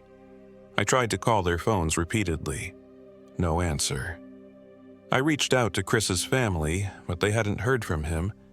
It was as though he'd never existed in the first place. About a week passed. The nightmares returned. I found myself jolting awake at odd hours. Sure, I could hear that laughter or that voice urging me to come back. My reflection sometimes seemed to lag behind my movements when I passed mirrors. I chalked it up to trauma. Then, one evening around dusk, my phone rang. I was half asleep on my couch. I glanced at the screen and felt my heart freeze. It said, "Chris." My stomach churned. I answered in a shaky voice, "Hello." Silence on the other end for a moment. Then came that same beloved voice. "Hey man, it's Chris. Ready for the trip? I found this amazing spot in Utah." I let the phone slip from my hand, falling to the floor with a dull thud. My world spun. I could still hear Chris's voice through the speaker, tinny but clear. "Eric, you there?" My reflection in the TV screen seemed to stare back, unblinking, with the faintest twist of a smile. That's where I'll end this account. I know it sounds insane, like some fever dream, but I have the scars, and Max's wounds are real. So are the police reports. Whether you believe me or not, I think the real truth is that something out there at Dead Horse Point or Canyonlands or God knows where decided to toy with us. Some creature, perhaps many creatures, wearing human shapes, feeding off our guilt and fear. Chris must have tried to make some deal with it, hoping to resurrect my brother. It found us, used us, devoured or possessed them. I still see glimpses of them in crowds sometimes. A face that looks like Jessie, or a profile that looks like Chris. My phone still occasionally rings with no caller ID. I never answer anymore. Maybe it's done with me. Or maybe it's letting me stew in the dread, knowing it could come for me at any moment. I can't even say for sure if it's all behind me, or if one day I'll get up in the morning and the sky won't move or the sun won't rise. At times, I think I sense it, hovering at the edges of my life, waiting to finish what was started. No matter how far I run, I can't shake the feeling that the moment I close my eyes, it might take me, the same way it took them. In the end, the park rangers never found Chris or Jesse, and the official story is that they're missing hikers. But I know better. Something out there wanted me to write this down, maybe to warn you, or maybe to lure you. I honestly can't tell which anymore. All I know is that you should never go off-grid in the canyons alone. And if you do, for the love of whatever you believe in, don't answer if someone you've lost calls your phone. Don't look if you see your reflection doing something it shouldn't. Above all, don't trust the promise of a second chance for your lost loved ones.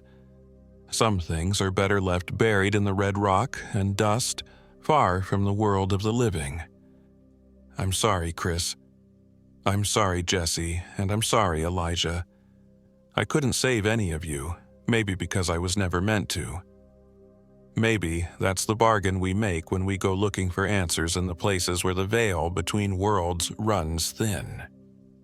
Some bargains can't be undone. I pray that, if you ever hear the name Dead Horse Point, you have the sense to stay away. Because once the desert claims you, it doesn't like to let go, and you might just find that even time itself can fail to guide you back.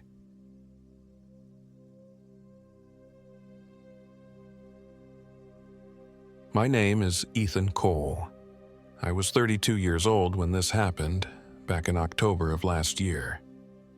People tell me I went missing for almost 3 weeks in the Kolob Canyon section of Zion National Park in Utah, although I swear it felt like 4 days at most. What I experienced out there still makes me question everything I understand about reality, about time, life, even sanity. I had dragged my Belgian Malinois, Buck, along for the trip, thinking we'd share a little soul-searching adventure before the cold set in. He was my best friend, maybe my only real friend, after my divorce. I needed this time away from the city, away from the pitying looks of acquaintances who'd heard the gossip about why Cassie left. My ex-wife and I had parted ways in a mess of blame and regrets. She told me I was too closed off, too resentful about my dead-end job, too unwilling to let people in. I guess there's truth in that. So, seeking some kind of renewal, I planned a remote camping trip in Kolob Canyons, an area not as swarmed by tourists as the main part of Zion. I'm no hardcore survivalist, just an ordinary guy from Denver who likes the occasional weekend in the wilderness. I figured I could handle a few days by myself, well, with Buck in the backcountry. Kolob Canyons is known for dramatic cliffs, red rock canyons, and less foot traffic. The solitude sounded perfect. The plan was to hike deep into the area, pitch a small tent for a couple of nights, and then circle back by a less traveled route, all in about 4 or 5 days. I didn't want to rely too much on cell service, but I still brought my phone loaded with maps, a handheld GPS, and a park-provided topographic map. As a backup, I also carried an old shortwave radio I'd found at a garage sale years ago. People told me it was park ranger frequency friendly.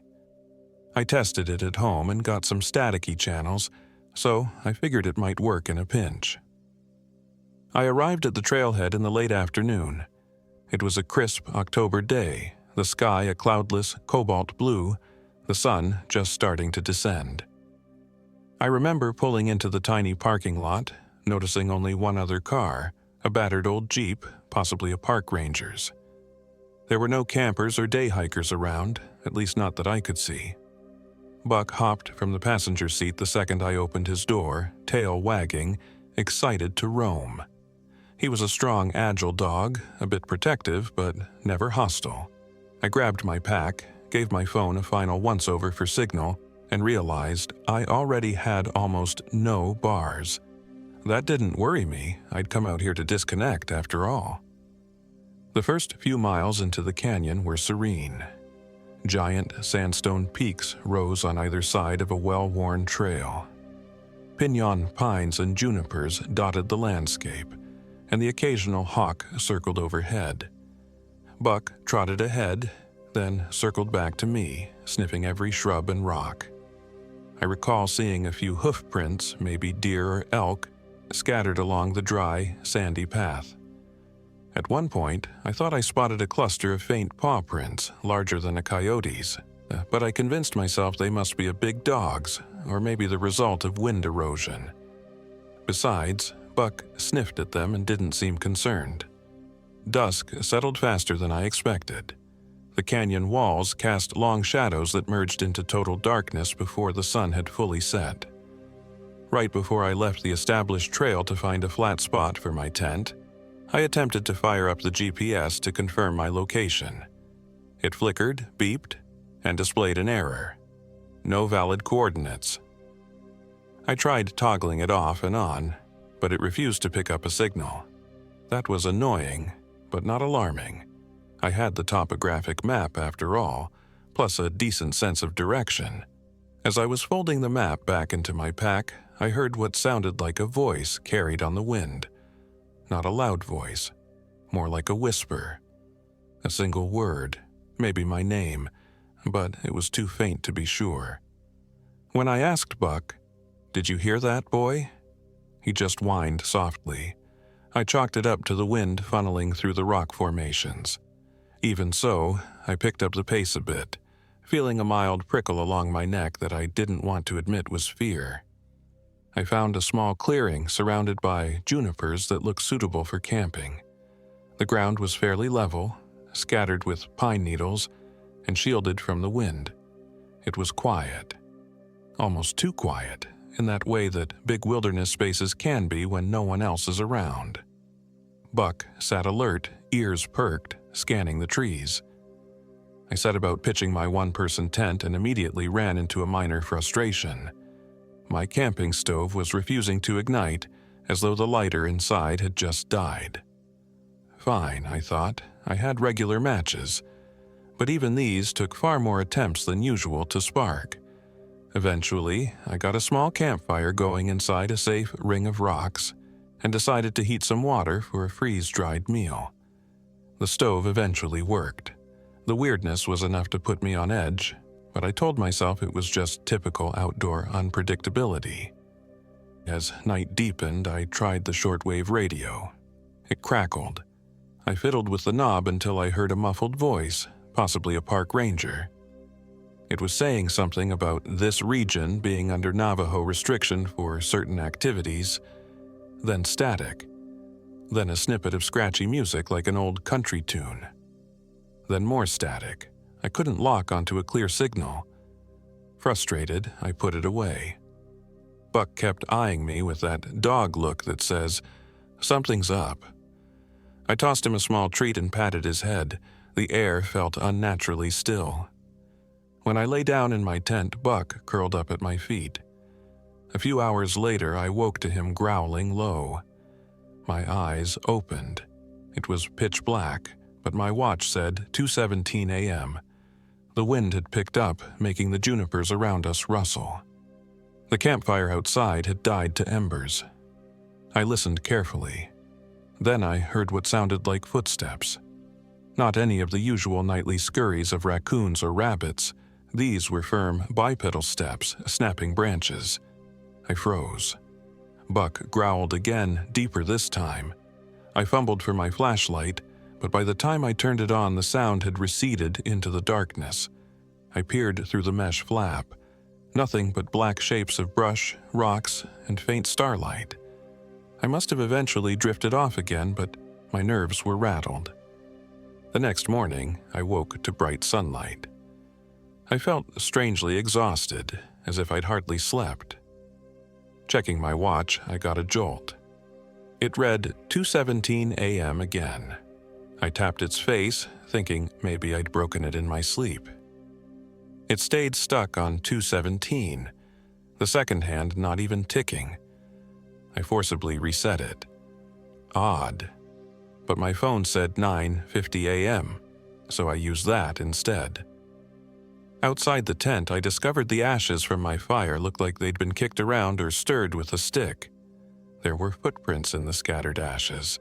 At least they were shaped like footprints, but elongated, with a pattern that suggested something was dragging a foot or…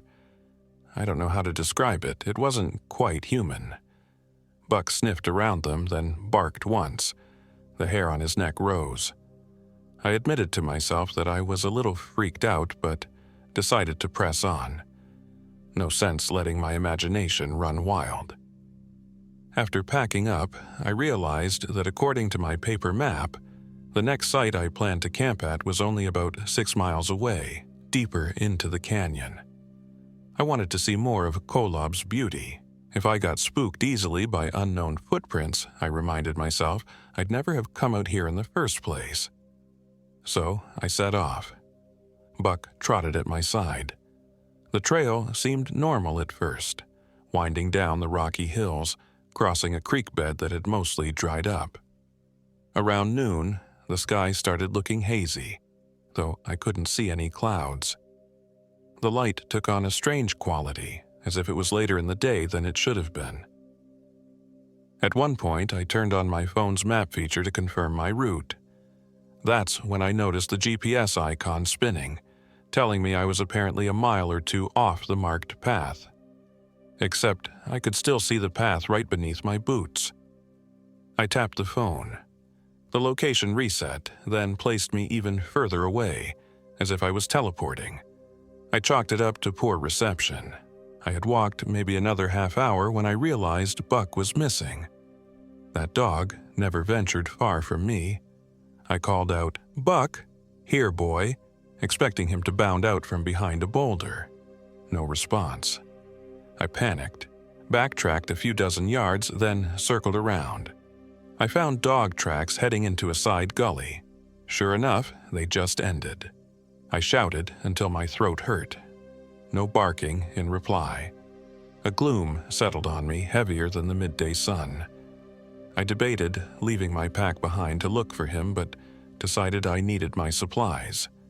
So I did a few outward spirals around the spot where his tracks vanished. Each time, I came up with nothing. Anxiety churned in my gut. After maybe 2 frantic hours, I slumped down on a rock, drenched in sweat, berating myself for letting him slip away. At some point, I checked my phone to see how late it was getting. My phone read 3:56 p.m. My watch now read 8:42 p.m., but the sun was still shining overhead. "Screw the watch," I muttered. My sense of time was messed up from the panic, but I at least knew we were nowhere near nightfall. I forced myself to be methodical. I thought, maybe Buck chased a scent. Maybe he's spooked by something. I'll set up camp here for the night and keep calling him. I did. I pitched my tent in a little sandy depression. The wind had picked up, carrying dust and pollen that made my eyes water. The place reeked faintly of sulfur and rotting plants. My entire body was tense with fear for Buck, and the confusion about my watch and the footprints from last night weighed on me. My plan was to get up at dawn and keep searching. In the evening, I heated some water for another freeze-dried meal. Halfway through cooking, my entire stove went out again, like something physically squeezed the flames into nothing. I relit it. It flared up wildly, nearly scalding my hand before going out once more. Finally, I gave up and ate cold granola bars for dinner. I kept shouting Buck's name into the twilight, voice echoing off canyon walls. Nothing. When darkness rolled in, I once again tried the shortwave radio. To my surprise, I caught a burst of static that resolved into a man's trembling voice. "Is anyone help me?" he said. Then it cut out. I nearly dropped the radio, scrambling to respond. "Hello? I hear you. Who are you? Are you lost out here?" I only got more static, and the faintest echo of my own question as if it were being played back to me. Then the radio went dead. I stared at it, unsettled. Could it be a fellow hiker who needed help? But the feedback repeating my words was terrifying, like the machine itself was mocking me. That night, lying in my tent, I fell into a fitful doze. Sometime later, I was jolted awake by a series of yips or howls. Coyotes, maybe, but I distinctly heard something else. A voice that sounded eerily like my ex-wife, Cassie, calling my name. "Ethan, Ethan, come here." My heart hammered. Cassie was hundreds of miles away, probably back in Denver, moving on with her life. Yet the voice repeated, "Ethan," drawn out like a sigh. Buck growled from somewhere in the darkness. Wait, Buck? He was outside the tent? I scrambled out, grabbed my flashlight, and scanned the darkness. Sure enough, I saw a shape. A dog shape. My dog. "Buck!" I yelled. He stood maybe 15 feet away, partially concealed by stunted pines. But the way he stood was wrong. Rigid. As though he were paused mid-step. I approached slowly, the beam of my flashlight trembling in my hand. I called his name again. He turned his head. The reflection from his eyes glowed greenish. Typical for a dog in flashlight glare, but it flickered in a strange pattern. I expected him to leap toward me, wagging his tail. Instead, he stared. Motionless, tail down, blinking so slowly it looked painful. My entire body tensed. "Buck?" I whispered. He finally moved, came a few steps closer, stiffly, before stopping again. Then he tilted his head at an angle no normal dog's neck should allow. I almost choked on my fear. Something was off with him, like seeing a puppet poorly controlled. I fought the urge to run. "Buck, you okay?" He just stared. Then he bared his teeth, but not in a snarl. It was more like a grin with gums pulling back too far. An elongated moment passed. Then he wagged his tail once, artificially, like he was imitating a dog. I nearly dropped my flashlight. Then he trotted forward, brushing against my leg, and sat at my feet. It looked like Buck, smelled vaguely like Buck, but that freakish moment of unnatural posture wouldn't leave my mind. I forced myself to kneel and place a cautious hand on his fur. He let me do it, even licked my hand. "Good boy," I said, my voice shaking. Maybe he was just traumatized, or had eaten something toxic that made him act weird. Still, the relief was overwhelming. My dog was back. We could get the hell out of here at first light. Sleep didn't come easy. I unzipped my tent enough for Buck to enter, but he chose to circle around outside. Eventually, I dozed. Sometime, deep in the night, I snapped awake to Buck whimpering softly. I sat up, called for him, no response. My flashlight flickered as its battery died. Great, I grabbed my spare headlamp and flicked it on. Outside, Buck was lying next to the remains of the fire pit, his eyes tracking me. The second he saw the beam of the headlamp, he let out a tiny, pained whine, then lowered his head. I stepped forward. His muzzle glistened darkly. "Buck, you hurt?" I crouched. My hand hovered near his snout. Warm moisture touched my fingers. It was blood, but not fresh red, thicker, almost black. I yanked my hand back. He made a low rumbling sound in his throat, half whine, half growl. My stomach flipped. Was it his own blood, or something else? Something loud snapped behind me. A branch or a twig. I spun the headlamp around. Just the wind or an animal? The desert is full of such noises, but I didn't see anything. When I turned back to Buck, he was gone. No paw sounds, no rustling of brush, just vanished. I was trembling so hard that I had trouble breathing steadily. My rational mind wanted to say, "He's wounded, he's spooked." But a part of me, the deeper primal part, was screaming that none of this was normal. Something was deeply wrong. At dawn, I discovered my backpack was missing. I scoured the campsite, searching behind bushes and under tree limbs. Eventually, I found it about 30 yards away in a shallow ditch. It was ripped open, and some of the contents, extra clothes, a small cooking pot, were scattered around. The side was smeared with that same dark, oily substance. My supply of freeze-dried meals was missing or shredded into bits. It smelled putrid, like rancid meat. My sleeping bag, which I'd left in the tent, was halfway unzipped from the inside, as if I had crawled out of it in the night. Except I had gone to sleep with it fully zipped, and I woke up still partially inside it. My sense of time was once again scrambled. Checking my phone, I found that it had 3% battery left. Somehow, it had drained drastically overnight despite being on airplane mode. The phone claimed it was 11:27 p.m. on the previous day. The sunlight told me otherwise. I made the decision to break camp and start back for the trailhead, maybe try to find a ranger or another hiker. The deeper canyons held no allure for me now. I just wanted to get out. But my troubles were only beginning. About 2 hours of steady, anxious hiking later, during which I saw no sign of Buck, I realized the trail didn't look familiar at all. In fact, I was certain I was retracing my path from the day before, but the terrain was different. The creek bed was on the wrong side, and certain rock formations were reversed, as if I'd wandered into a mirror version of the canyon. I felt as though I might be losing my mind. I took out the topographic map, but the landmarks didn't match. My compass needle spun lazily, as if near a magnet. My heart hammered. Exhausted, I forced myself to keep moving, hoping to crest a ridge and see some recognizable formation in the distance. The day wore on, or at least I thought it did. The sun had a bleached, whitish glow that never seemed to shift position. Eventually, I stumbled upon a small clearing.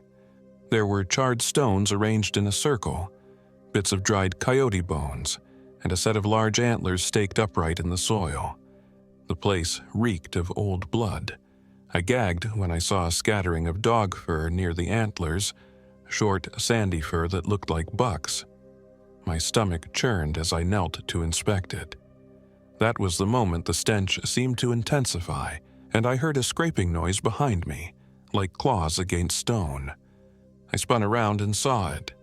At first, I thought it was a tall man standing partly behind a boulder, but as it shifted into view, I realized it was hunched, its limbs elongated, the joints set at odd angles. Draped over its shoulders was the ragged pelt of a coyote or maybe a dog.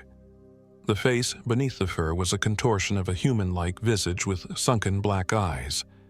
It made no sound from its mouth, but I could hear something like hissing air. Then, in a voice that was half hiss, half whisper, it spoke. "Ethan."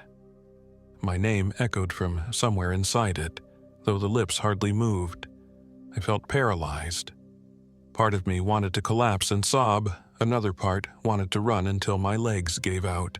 Instead, I stumbled backward, nearly toppling over. The creature took a single step forward, revealing thick, gnarled claws at the ends of 2 long fingers. The bones cracked with each movement. A black, tarry substance dripped from its right hand. My mind flashed to the shredded backpack, to Buck's muzzle, and I felt a wave of horror that threatened to tear my sanity apart. Then I heard a dog bark. "Buck!" He came racing from behind me, launching himself at the creature's legs. My heart soared for a split second until I realized there was something wrong with how he moved. Still stiff, mechanical, but he latched onto the thing's calf, or what counted for a calf, and it let out a shriek that was layered, like multiple voices. The creature thrashed, kicking Buck free. My dog landed with a yelp and slid across the dirt. "Buck!" I screamed, momentarily forgetting the monster. But that fraction of a second was enough for the creature to fling itself behind a cluster of boulders and vanish into the gloom. The stench lingered. My dog didn't move. I scrambled to him, tears blurring my vision. He stared at me, chest heaving. Then he whimpered softly before going still. I placed a hand on his fur. It felt cold, unnaturally so. My horror escalated when I realized his body was partially rigid, as if in rigor mortis, or as if he'd been dead for hours. The only warmth was a slow seep of thick fluid from a gash in his side. That fluid stank like the same metallic rot I'd found all around camp. I wanted to retch. I didn't know what to do, so I wept for a moment, clutching my dog's still form. Then, unbelievably, he blinked, let out a final strangled whine, and sagged into lifelessness. My mind was in complete disarray. I wanted to bury him, to hide, to do something. But I couldn't stay. That creature was still out here waiting. It had recognized my name, or mimicked it. The sun overhead had not budged, locked in that harsh midday glow. Was time even passing? My phone was definitely dead now. The watch on my wrist had randomly switched to 2:17 again, the second hand ticking in reverse. I was living in a nightmare, but my heart pounded just as real as always. I left Buck's body there. It took every shred of willpower to force my legs to carry me away. I had no sense of direction. I walked for what felt like hours, the landscape repeating itself. Red sandstone pillars, dry creek beds, patches of juniper. Now and then I felt eyes on me. I'd spin around, see a flicker of movement behind a boulder or in the corner of my vision. I tried to keep a branch from the junipers as a makeshift club. I needed some kind of defense. My mouth was parched. Every time I sipped from my hydration bladder, it tasted more stagnant, like rancid water. I spat half of it out. Sometime, although time was meaningless now, after wandering aimlessly, I nearly tripped over a ragged piece of black fabric half buried in the dusty ground.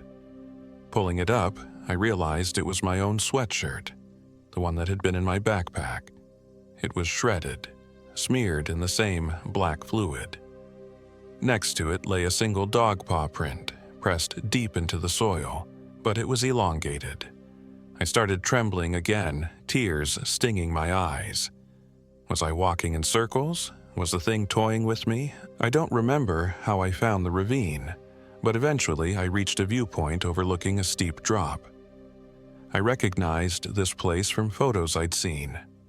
Kolob Canyon's ridges were layered beneath me, and far in the distance I swear I saw a parking area. If that was the main trailhead, I had to get there. I slid, scrambled, clawed my way down the slope, occasionally hearing stone clatter behind me as though something else was descending after me. My ankles and wrists were scratched raw by the time I made it to the ravine floor, where a narrow wash wound between tall canyon walls. The air felt colder. The sunlight overhead dimmed, like dusk had fallen in an instant. At the bottom of the wash I found a scattering of bleached bones. Animal, I assumed, but as I picked my way through them, I realized some of them were suspiciously shaped like small human femurs, or maybe from a large dog. My gut churned. The canyon walls towered overhead, dark red and menacing. I forced myself to keep moving forward, ignoring the stench of decay that seemed to cling to the rocks. Then, behind me, a scraping sound and a quiet shuffle. My body froze. Slowly, I turned. At first, I saw nothing in the dim light, but then, emerging from behind a boulder, was Buck, or something wearing Buck's appearance. He stood on all fours, head tilted at that impossible angle, eyes reflecting the dim light with that eerie glow. I wanted to scream that it couldn't be him. I'd left his dead body up in that clearing. But here it was. I took a hesitant step back. He advanced. His jaws opened in a silent pant, revealing a swollen black tongue.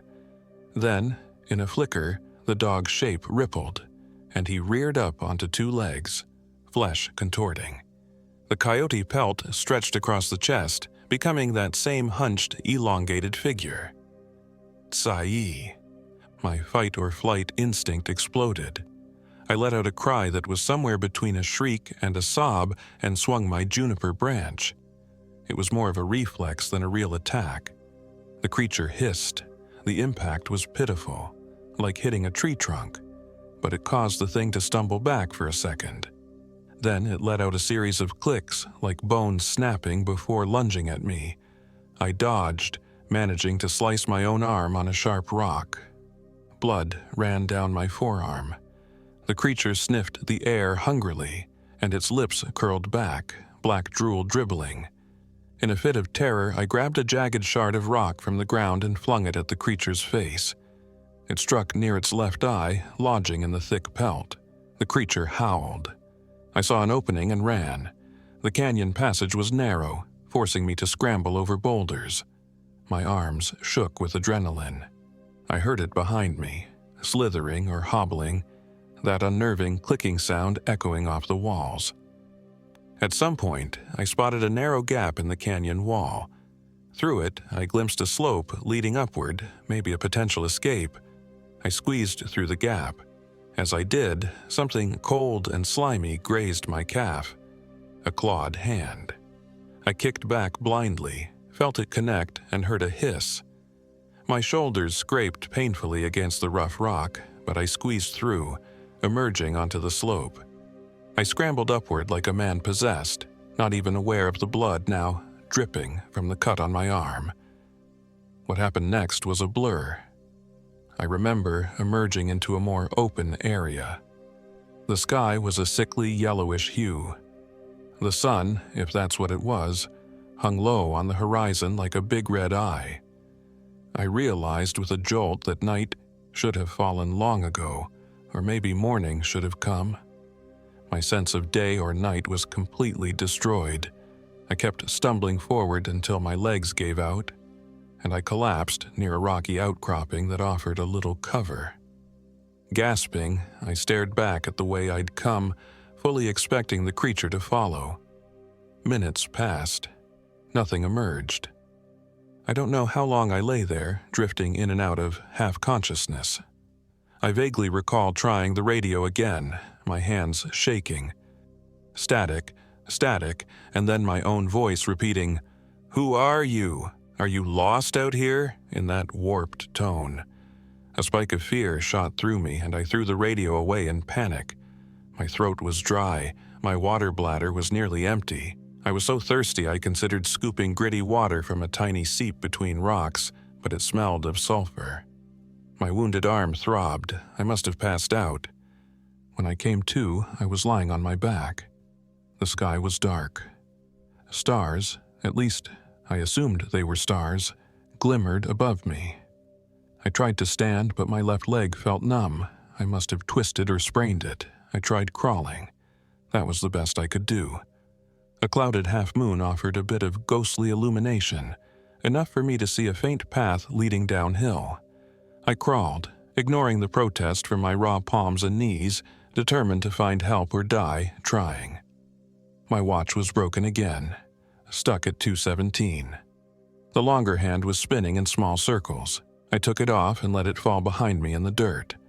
It felt symbolic somehow, like discarding the concept of time itself. Eventually, the slope leveled out. I recognized, with a surge of relief, a battered signpost. Lee Pass Trailhead, 3 miles. That was near where I'd parked. My memory was fuzzy, but I remembered reading that sign on my first day. I forced myself to stand, leaning heavily on a stick I found. Step by step, I limped along the trail, the sign occasionally reappearing in glimpses behind me as if the distances were warping. But I kept going. Now and then I swore I heard footsteps echoing my own, or a voice whispering, "Ethan." I refused to stop. I refused to look back. My only focus was to get out of this cursed canyon. At some stage, my exhaustion overcame me, and I collapsed. I recall vividly hearing the crunch of gravel under boots, seeing a flashlight beam. Park rangers? Or was it the creature wearing a new disguise? I screamed, backing away. "Easy, friend, easy," came a calm voice. A real voice, A man in a ranger uniform knelt next to me. He looked real, talked normally, had normal eyes. Behind him, another ranger was radioing in something about, "We found him." I nearly sobbed with relief. I remember babbling about a monster, about time being broken, about my dog. My words jumbled together. The rangers exchanged concerned looks, possibly suspecting dehydration or delirium, but they carefully hoisted me onto a stretcher. I faded in and out on the ride back. They'd strapped me to an ATV or something similar to get me out of the backcountry. I half heard their radio chatter. "He's been missing over 2 weeks, footprints all over. Dog remains near that circle of stones." The next thing I knew, I was in a hospital bed. The antiseptic smell was jarring compared to the musty odor of the canyon. Nurses fussed around me. An IV line dripped into my arm. One nurse told me, "You're lucky to be alive." I couldn't argue. My battered body ached, I was severely dehydrated, and my left leg had multiple fractures from what they guessed was a fall. I managed to croak out a question about the date. "November 18th, the nurse said. I insisted it couldn't be more than 4 days since I arrived in Kolob Canyon. She looked grim. "They reported you missing on October 29th. A volunteer search party found your abandoned car. You were gone almost 3 weeks." My mind reeled. 20 days had apparently vanished from my perspective. Over the following days of recovery, I learned bits and pieces from the rangers. They never found my backpack or my radio. They found a large canine carcass near a weird arrangement of animal bones, but apparently the remains had been partially decomposed, far more than just a few days. They believed it could be my dog, though it was unrecognizable. There were no official records of any large predator sightings in that specific region, but local Navajo guides apparently refused to set foot in certain parts of Kolob Canyon, citing legends of skinwalkers, malicious shapeshifters who wore the skins of animals and lured people astray. I tried to tell the rangers about the footprints, the time warps, the voices. They nodded politely but offered plausible explanations. Exposure, dehydration, hallucinations from stress or infection. I couldn't blame them for not believing my version. A week later, I was discharged from the hospital with a cast on my leg and a pile of new anxieties. I returned to Denver, to the pitying looks I had tried to escape in the first place. Cassie even visited me once, tears in her eyes, saying she was sorry about Buck. But we both knew our wounds were deeper than that. She didn't push me for details. I think she could see I was a changed man, haunted by something beyond normal comprehension. For a time, I slept with the lights on, jumping at every creak in the night. I told myself it was over, that the creature had been left behind in that twisted canyon. But in my nightmares, I see it looming in the corner of my bedroom, leaning forward with those hollow black eyes. Sometimes in the dream, it's wearing Buck's shape, sometimes my own shape, or sometimes it looks like Cassie. I wake up drenched in sweat, certain I can still smell that rotting stench. The scariest part is how I still can't make sense of the time I supposedly lost. I tried seeing a therapist, but how do I explain to them that I was stalked by a shape-shifting monster? That I saw my dog alive and dead at the same time? That the sun refused to set, or set 4 times in one day, or that my watch repeated the same minute for days on end? They recommended I come to terms with the trauma in a less literal sense, except that I was stranded and delirious, that I must have hallucinated. But I know the difference between a fleeting hallucination and a living, breathing nightmare.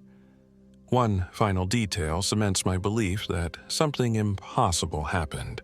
The rangers gave me a small plastic bag with personal items recovered near where they found me. Inside was my watch. The glass face was cracked. The second hand was bent. Yet the watch was still ticking, ironically. It ticked in reverse, stepping backward second by second. I took it to a local repair shop, and the watchmaker said he'd never seen anything like it. He found no mechanical reason for the reversed motion. He replaced the movement entirely, which corrected it. But I kept the original parts in a little box as a grim memento. Sometimes, late at night, I take them out and watch how that second hand wants to spin backward, even disconnected from any power source. I'm sure some people will read this and think it's just the ramblings of a traumatized man. Maybe you'll scoff. But let this be a warning. If you decide to explore the remote corners of Kolob Canyon, be careful. If you hear your own voice echoing through the pines, or your watch starts showing nonsense, or your beloved pet returns from the darkness acting just a shade off, turn around. Leave. Because there are places where the boundaries between normal and impossible fray to nothing. Places where something ancient and hungry still roams, wearing the faces and skins of the creatures it devours. And if it calls your name, do not answer. Believe me, I understand how ludicrous it all sounds. But whenever I close my eyes, I see that flicker of movement in the dark canyon. I smell that sulfur stench, hear the crunch of gravel under footfalls that aren't mine. I can't change what happened. The rational part of my brain sometimes begs me to accept a simpler explanation, that I was dehydrated, lost, hallucinating. Yet my nightmares all say otherwise. Even awake, in a well-lit room, I can't forget that thing's voice whispering my name in perfect mimicry, or the feel of Buck's cold fur as he died. At least the real Buck who tried to protect me in the end. If there's any sliver of closure, it's that I made it out alive.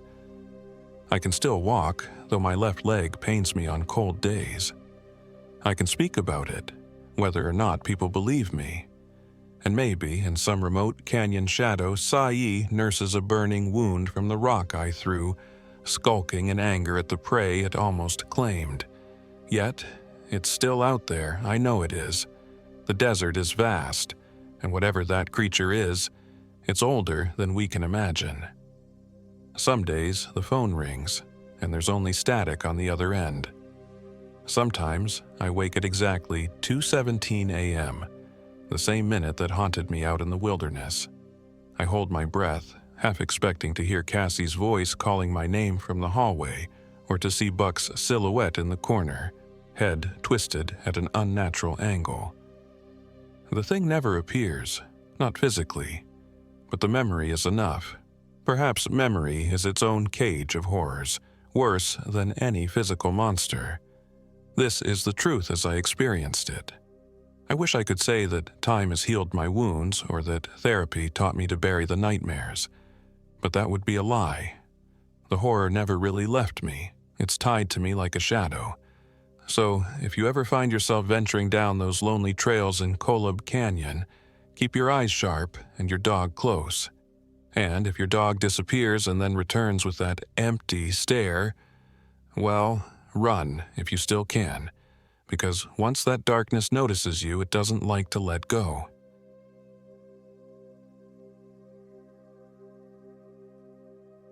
My name is Megan Lowell. I'm 29 years old, and this happened in late October of last year. I still feel a chill down my neck whenever I think about it, and my camera bag hasn't left the closet since. I'm a freelance wildlife photographer, technically. My real life feels more like long stretches of searching for that one incredible shot and praying somebody will buy it. Not that I've done any real searching since White Canyon. That place took so much more than my enthusiasm for photography. I decided to go there because I needed a bold new spread to sell to some magazines.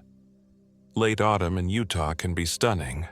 Rich oranges, deep reds, all under that crisp, pale blue sky.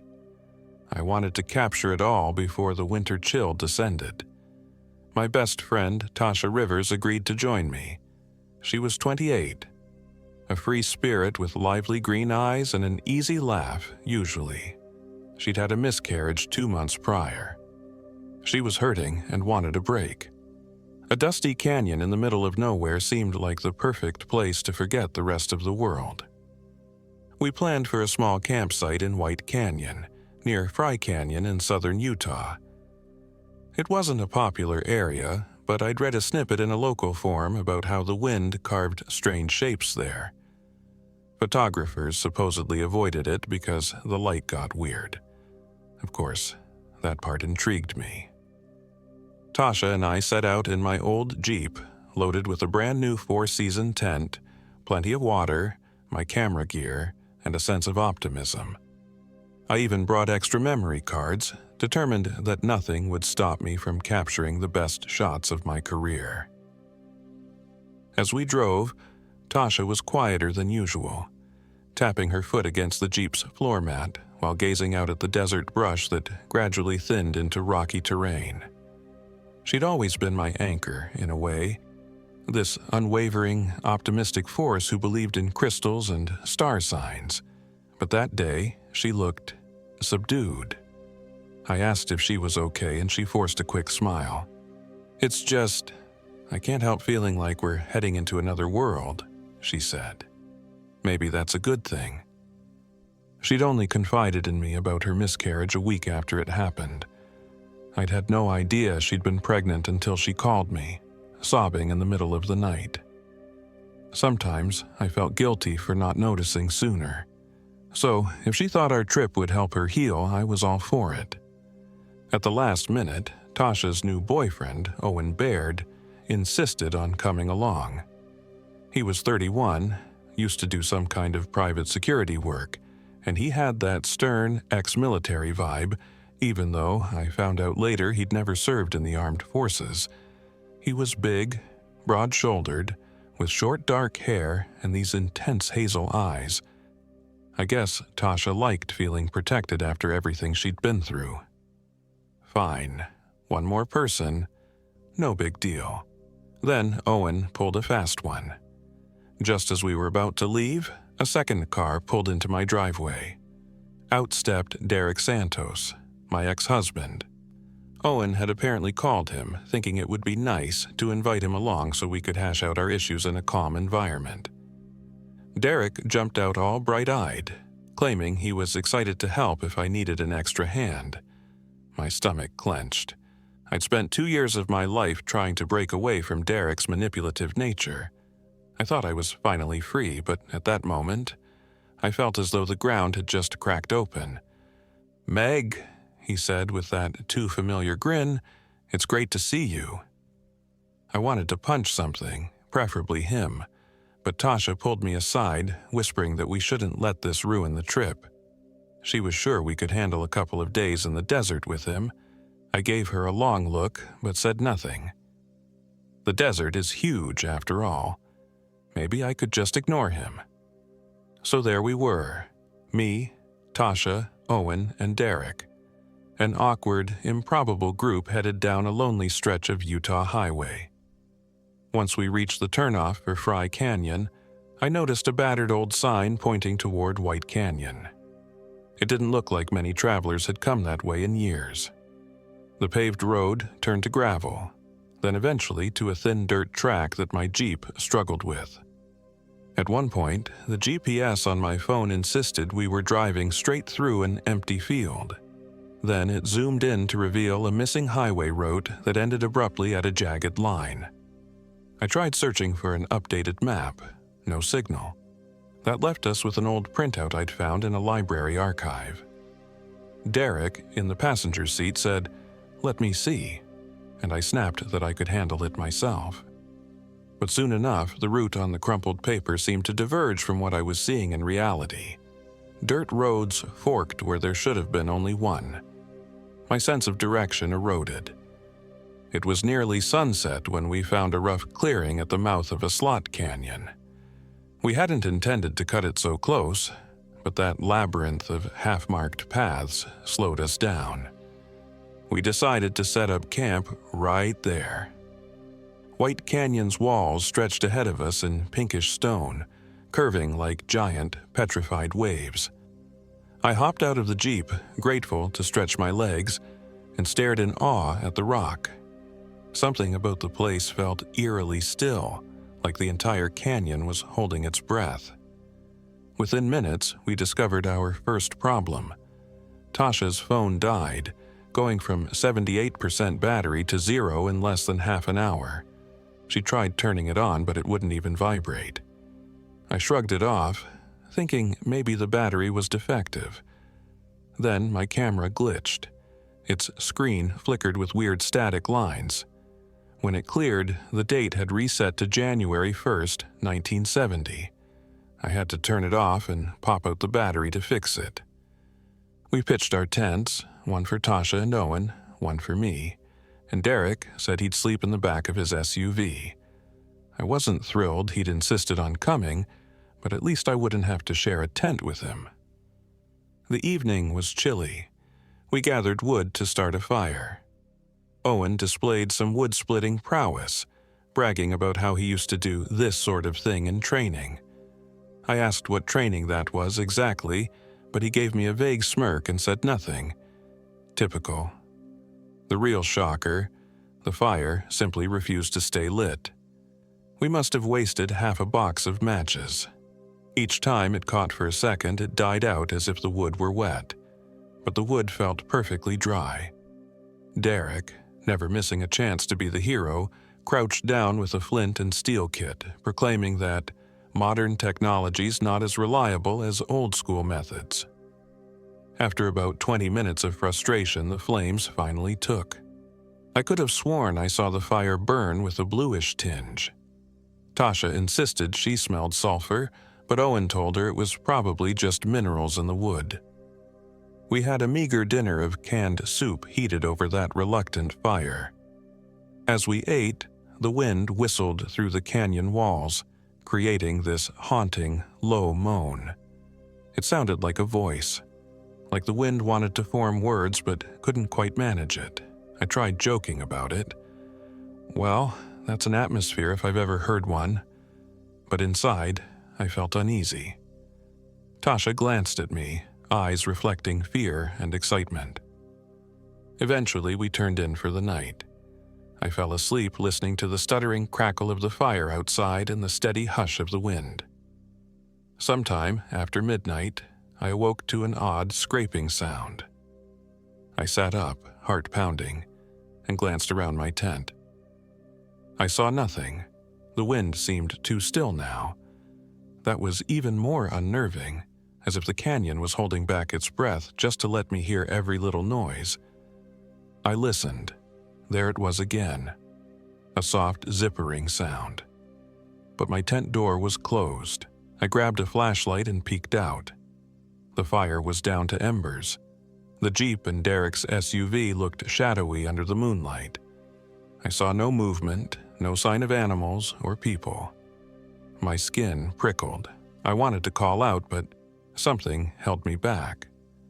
I lay awake for what felt like hours before drifting back to fitful sleep. In the morning, Tasha was at my tent door, frantic. "Megan, oh my God, come look at this." I crawled out, rubbing my eyes. The first thing I noticed was that Tasha herself looked pale and sweaty. She pointed to our sleeping bags, which we'd left neatly folded inside the tent.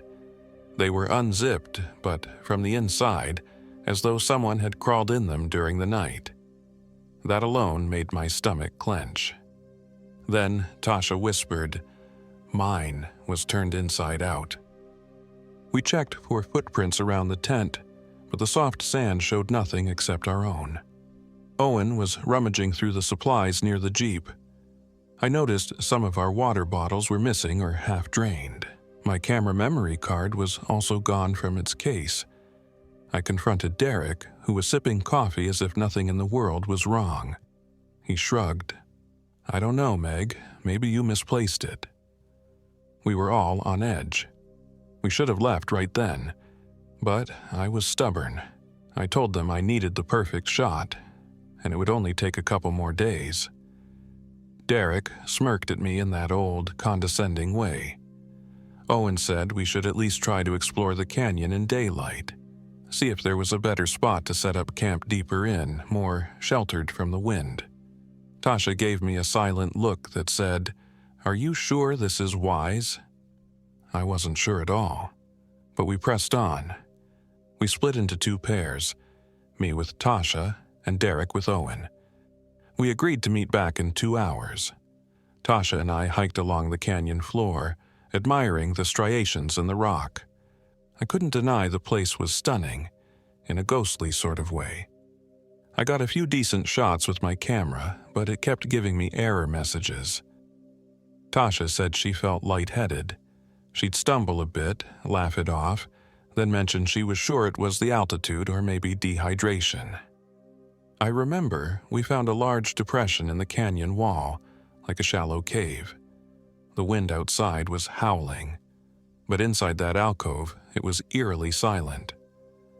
Tasha knelt to look at some petroglyphs scratched into the rock. They looked old, older than anything I'd seen in official records. My knowledge was limited, but they seemed almost Celtic. Spirals, crosses, and weird symbols that made no sense in the middle of the Utah desert. Tasha traced a finger over them.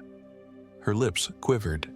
"Megan," she said, "this is going to sound crazy, but I feel like someone is behind us." I turned, half expecting to see Derek there, but there was no one, only dust devils swirling outside. When I turned back to Tasha, she was pressing her ear against the canyon wall. "I hear something," she whispered, crying. I hurried over, but heard only a faint breeze. Then came a single high note. It might have been the wind, but it sounded almost human. Tasha jerked away, scuttling backwards across the sand. Her eyes were huge, tears threatening to spill. "Tasha?" I asked, alarmed. She swallowed hard. It said my name. We left that alcove quickly. By the time we returned to the campsite, Derek and Owen were already there, looking spooked. Owen told us the GPS in Derek's SUV had gone haywire, showing they were in the middle of a lake. Derek looked pale, sweat beading on his forehead. He said they'd climbed up a small ridge to get a better vantage point, and the wind up there had sounded like singing. I forced a laugh, trying to dispel the tension, but nobody smiled. That evening, we tried to build another fire, but it was a losing battle. The wood we collected burned with a strange, flickering light, sometimes red, sometimes tinted green. It threw leaping shadows onto the canyon walls. Tasha kept insisting she saw silhouettes dancing in the corners of her vision, but when she turned, there was nothing. Derek scolded her for being dramatic. I snapped at him. Tasha was anything but dramatic. She was one of the most grounded people I knew. He shrugged, looking annoyed. After a bland meal, I sat near the Jeep to check my camera, only to realize the memory card was back in its slot. I was sure it had been missing in the morning. Confused, I powered it on. A chill raced down my spine. The date read January 1st, 1970 again, and the file count was 666. I sure as hell didn't have that many photos. Hands shaking, I scrolled through. Most files wouldn't open, but a few displayed grainy black and white images, photos of me in my tent, asleep the night before. Or so it seemed. Everything was too dark to be certain. I confronted the group, demanding to know who was messing with me. Derek furrowed his brow, seemingly clueless. Owen said I must have wandered around taking nighttime shots in my sleep. Tasha looked worried. In truth, none of us had the energy for pranks. We were all scared. A sense of looming dread clung to the camp like a fog. Later that night, Tasha offered to gather some wild sage. She claimed she wanted to burn it, that it might clear negative energy. Part of me wanted to roll my eyes, but I let her go. Owen was supposed to go with her, but he was trying to fix the Jeep's engine, something about the battery whining.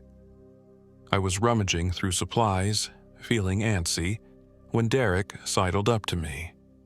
He started talking about old times, about how we used to take road trips together. His voice dripped with manufactured nostalgia. I didn't trust him, but a fragment of me remembered how he once knew how to make me laugh. I told him I wasn't in the mood for reminiscences. His expression soured. He stepped away, heading toward the SUV. Time passed. Tasha still hadn't returned.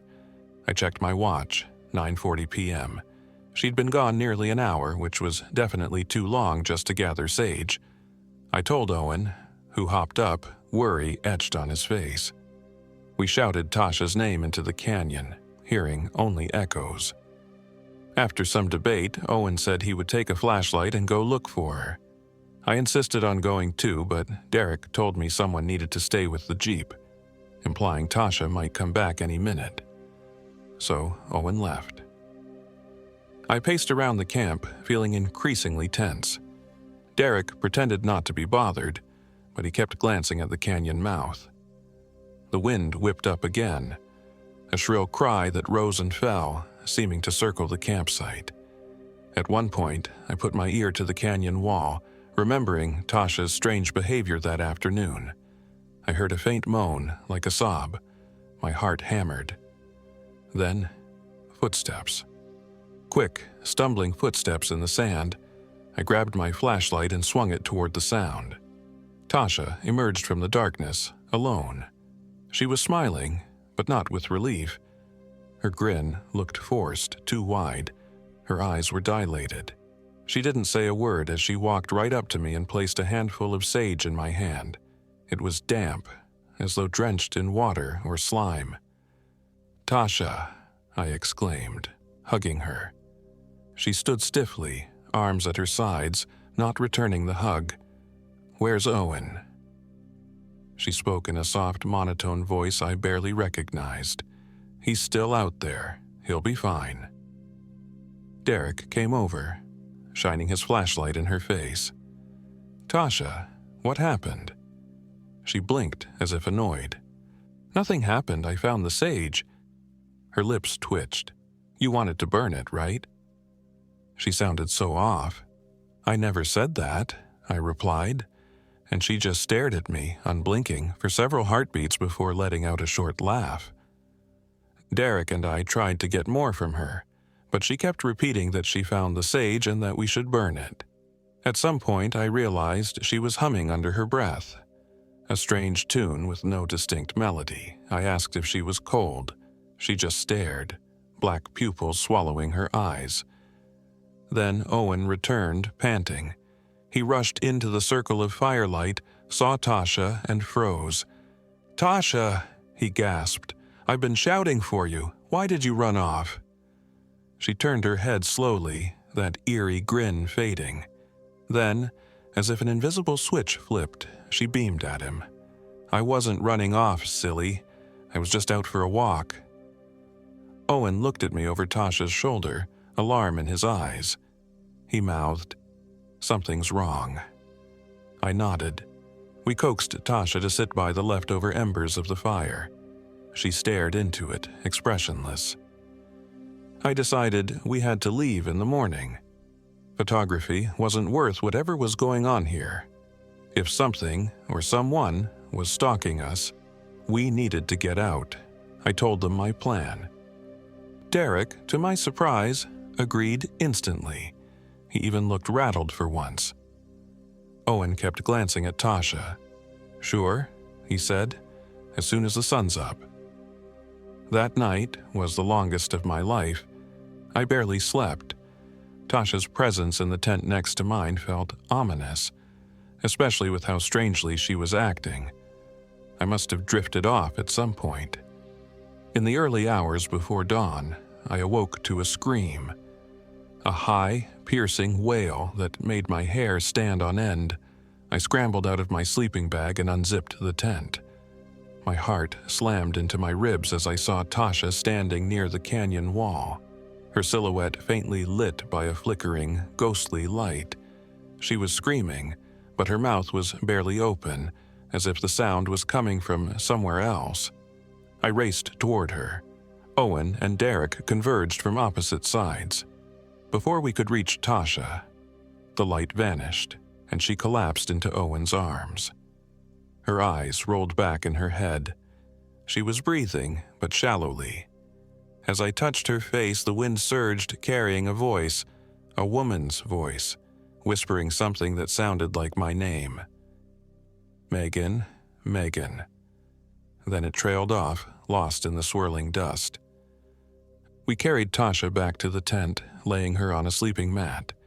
She didn't regain consciousness for a couple of hours. When she finally opened her eyes, the first thing she said was, "Hasn't this already happened?" She looked at me, confusion and fear etched in every line of her face. I had no idea how to respond. Derek started urging me to pack up right away. "We'll drive out," he said. "Now." I couldn't agree more. We hurried to break down the tents, tossing them haphazardly in the Jeep. But as soon as we tried to start it, the engine wouldn't turn over.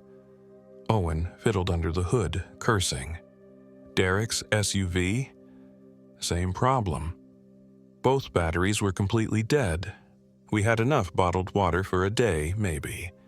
We shared glances that said the same thing. We needed to walk out. But White Canyon was a maze of narrow passageways, and without a functioning GPS, we weren't entirely sure where the main road was. We argued about who remembered which turns we took. In the midst of that chaos, we realized Tasha had wandered off again. I swore under my breath. Owen yelled her name, but no response. This time, Derek said we should all go together to find her, no splitting up. We trekked deeper into the canyon, following footprints in the sand. Soon, the footprints vanished, replaced by scuffed patches, as if Tasha had dragged her feet in circles. We found a chunk of sage on the ground, wet and rotting, though we'd only collected it the day before. Then we heard a soft humming. The same tune Tasha had been humming. It echoed off the canyon walls, making it impossible to pinpoint. We fanned out. The canyon walls loomed overhead, the sky a harsh, bright expanse that offered no warmth. The temperature was dropping oddly, even though it was late morning. My breath began to mist. Finally, we spotted Tasha's figure slumped against the rock. She was turned away from us, shoulders shaking. I ran to her side, and as soon as I touched her, she jumped, her head whipping around, eyes wide and blank. Her cheeks glistened with tears. She whispered, "There's no time left, Megan. She's already taken it." I gently shook her, trying to bring her back to sense. Owen stooped beside us. Tasha's voice took on a frantic edge. "The wind! She's in the wind. She's been waiting for us. Then Tasha abruptly stopped speaking. She stiffened, lips parting, eyes focusing on something behind me. Derek's shout broke the silence. "Megan, watch out!" I twisted around just in time to see Owen's hand lunge toward me, a tent stake clutched in his fist. Without thinking, I jerked aside, and the stake sliced across my upper arm. I yelped. Tasha screamed as Owen tackled me. We crashed to the ground, the stake jabbing into the sand near my head. Derek grabbed Owen's shoulders, trying to pull him off. Owen's face was contorted, his eyes dark with something inhuman. Then, as if snapping awake, he froze. He blinked, confusion clouding his gaze. His grip loosened on the stake. "Megan!" he rasped, voice shaking. "God, what am I doing?" I shoved him away, adrenaline flooding my veins. Derek pressed a hand to the cut on my arm, swearing under his breath. Tasha was sobbing, repeating, it's her," over and over. Owen stared at his own hands in horror, like he couldn't believe what he'd just done. We stumbled back to the campsite, me wincing with every step as the cut on my arm bled. I tore a piece off my shirt to make a crude bandage. Owen mumbled apologies, tears shining in his eyes. I didn't know whether to trust him anymore. Something was seriously wrong. Something was controlling us, warping our sense of time and reality. At camp, we found more horrors waiting. The supplies we'd left behind? Spoiled. Our unopened packages of dried food had somehow rotted overnight. Water jugs had grown a slick layer of algae or slime. Even the first aid kit's bandages were mildewed. Derek cursed, rummaging through the Jeep. "We had enough for days," he groaned. "But look at it, it's all ruined." I tried my phone again to no avail. No battery, no signal. Derek claimed the satellite phone he'd brought just in case had also died, though he swore he'd charged it fully before leaving. The clock on the Jeep's dashboard read 12:15 p.m., but outside the sky was tinted orange, as though it were late afternoon. Time was wrong. We had no choice. We had to hike out, no vehicles. We packed what little wasn't spoiled, some energy bars in Tasha's small day pack, 2 half-full water bottles, a few personal items. My camera felt heavier than usual, but I couldn't leave it behind. We set off, following the half-faded tire tracks until they petered out on rocky ground. The sun seemed to set in mere minutes. Shadows stretched like grasping fingers from the canyon walls. At some point, Derek marched ahead, his posture determined. Tasha leaned on Owen for support, her face slack. I trailed behind them, scanning the ridges. Over and over, I caught glimpses of a figure, a woman in ragged clothes, her hair whipping in the wind. She wasn't solid. Sometimes she melted into the rock, sometimes vanished as I blinked. A single high note hung in the air whenever I saw her. It made my heart pound, a fear I couldn't describe. I was so rattled that I barely noticed we'd stopped until I nearly slammed into Derek's back. He was standing at the edge of a pit. It looked like a sinkhole in the canyon floor, about 15 feet across. The wind whistled from deep inside it, carrying a low, mournful moan. Derek said, "We have to go around," and we took a wide detour. Tasha's breathing grew ragged. Owen patted her back, shooting me nervous glances. None of us spoke much as we struggled through the twisting paths of stone. The sky above flickered from twilight to high noon with unnatural speed, messing with our sense of time. Once, in near darkness, we used flashlights to navigate. Minutes later, the sun was blazing overhead again. Derek glared at his watch, calling it broken, but all 4 watches read different times. Amid this confusion, Tasha began muttering about her miscarriage. She said she'd do anything to have her baby back. She said the canyon offered to rewind time for her.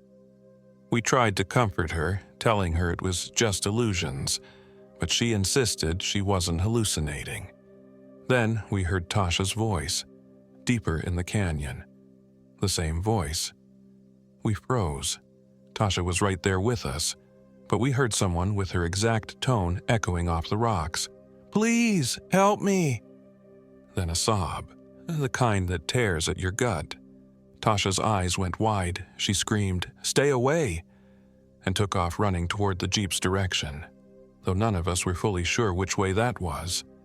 Owen chased her. I screamed for them to stop, but the howling wind swallowed my words. Derek grabbed my wrist and we sprinted after them. We found Tasha at the base of a cliff, hugging the rock wall. She was trembling, her fingernails scraping at the stone. Owen stood behind her, looking lost. As we approached, Tasha stiffened. She spun around with an unhinged look in her eyes. "She said if I want it back," Tasha croaked. "I have to give her something." I stepped forward cautiously. "Tasha, it's not real. None of this is real. We just have to keep going." She shook her head. "She said your name, Megan. She said you're the one who's going to die again and again, like me." Chills spread from my skull to my toes. "We're all getting out," I said. "Stay with us, okay?" Tasha let me guide her forward, though she trembled violently. Meanwhile, Derek and Owen whispered to each other, their voices low and urgent. I caught bits of Derek's frustration, how he blamed Owen for bringing him here. Owen retorted that Derek was the one who tormented me for years, that he wanted to sabotage my life. I told them both to shut up. Some hours later, though it could have been minutes or days, I had no clue, the canyon opened into a wide basin dotted with boulders. A sense of relief flickered in me. Maybe we were near the road, but in the center of that basin was a stone formation, shaped like a circular dais, with world patterns carved into it. Tasha stepped onto it before we could stop her. Her eyes rolled back and she collapsed. Owen dashed to kneel beside her. Suddenly, Tasha's body jerked upright like a puppet on a string. Her head lolled to the side. "Poor Tasha," she said in a voice that wasn't her own. "She wants to turn back time. But time is mine now."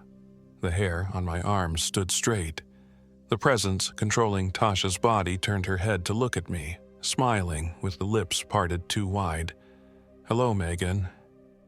Owen tried to pull Tasha away from the formation, but she hissed and shoved him back with inhuman strength. Derek yelled at me to do something. In a panic, I lifted my camera and fired the flash right into Tasha's face. The strobe of light made her recoil with a shriek. She flailed, then collapsed limp as though the puppet strings were cut. Owen caught her, his face pale. We dragged her off the dais and out of the basin, not daring to stop until we were well beyond the stone circle. She groaned, gradually coming around, eyes fluttering open. "Megan," she whispered hoarsely. "It feels like my insides are on fire." I checked for injuries but found none, except a small bruise around her wrist that looked like a handprint. Derek looked sick. Time blurred again, the sky flickering between bright sunlight and a thin twilight. My watch read 10:17 p.m. Derek's read 3:42 a.m. Owen said it was midday. We stumbled, half delirious from exhaustion, until we saw the husk of my Jeep peeking around a bend. A blessed, if battered, sight. But as we approached, the wind whipped into a frenzy, swirling dust and grit in our eyes. The wailing started, low at first, then building to a shriek that rattled my teeth. I fell to my knees, hands over my ears. Tasha collapsed too, whimpering. Derek and Owen stood braced against the gale. In the swirl of dust, a figure took shape. An emaciated woman with tangled white hair. Her eyes were hollow sockets. Her mouth stretched impossibly wide, releasing that unearthly scream. Moira, I thought. I didn't know how the name entered my head, but it felt right.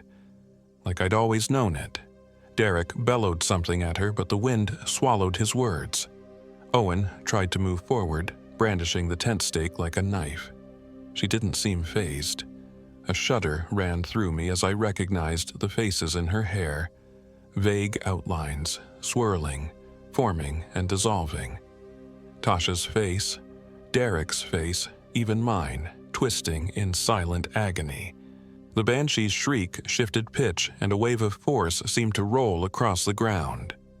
Owen flew backward, slamming into a boulder with a sickening thud. The stake clattered away. Derek stumbled, fell to a knee, then tried to crawl forward. Tasha wept quietly beside me, her voice barely audible.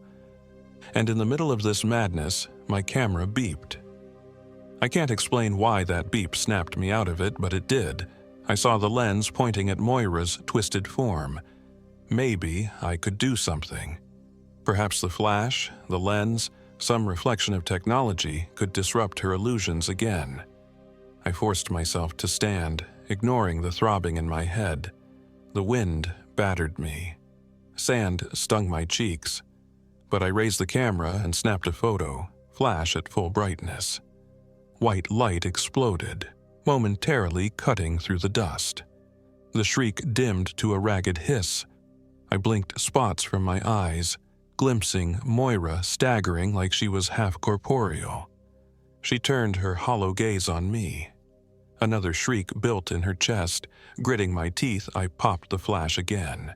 She recoiled, arms flailing. the tangle of hair snapping around her face. I took a step forward, tears streaming as I snapped yet another photo. The flash stuttered, running out of charge, but it was enough to drive Moira back. She howled, voice splitting into multiple layers. I thought I heard Tasha's voice in it, or my own voice echoing in that torment. Behind me, Derek crawled to Owen, dragging him away from the boulder. Tasha forced herself onto her feet, swaying. As the dust cleared, Moira flickered, her form distorting. I felt a sense of triumph. Maybe we could force her out of this realm. Then Derek screamed, "Megan!" I turned just in time to see Tasha, eyes vacant, brandishing my hunting knife. She lunged at me, her mouth contorted in a silent snarl. I barely dodged, stumbling sideways, the blade slicing the air near my waist. She advanced mechanically as though possessed. "Tasha!" I yelled, stepping back. She didn't respond. Her face was expressionless, eyes black with dilated pupils. She slashed again, nicking my arm. I cried out, dropping the camera. Moira loomed behind Tasha, flickering like a dying flame.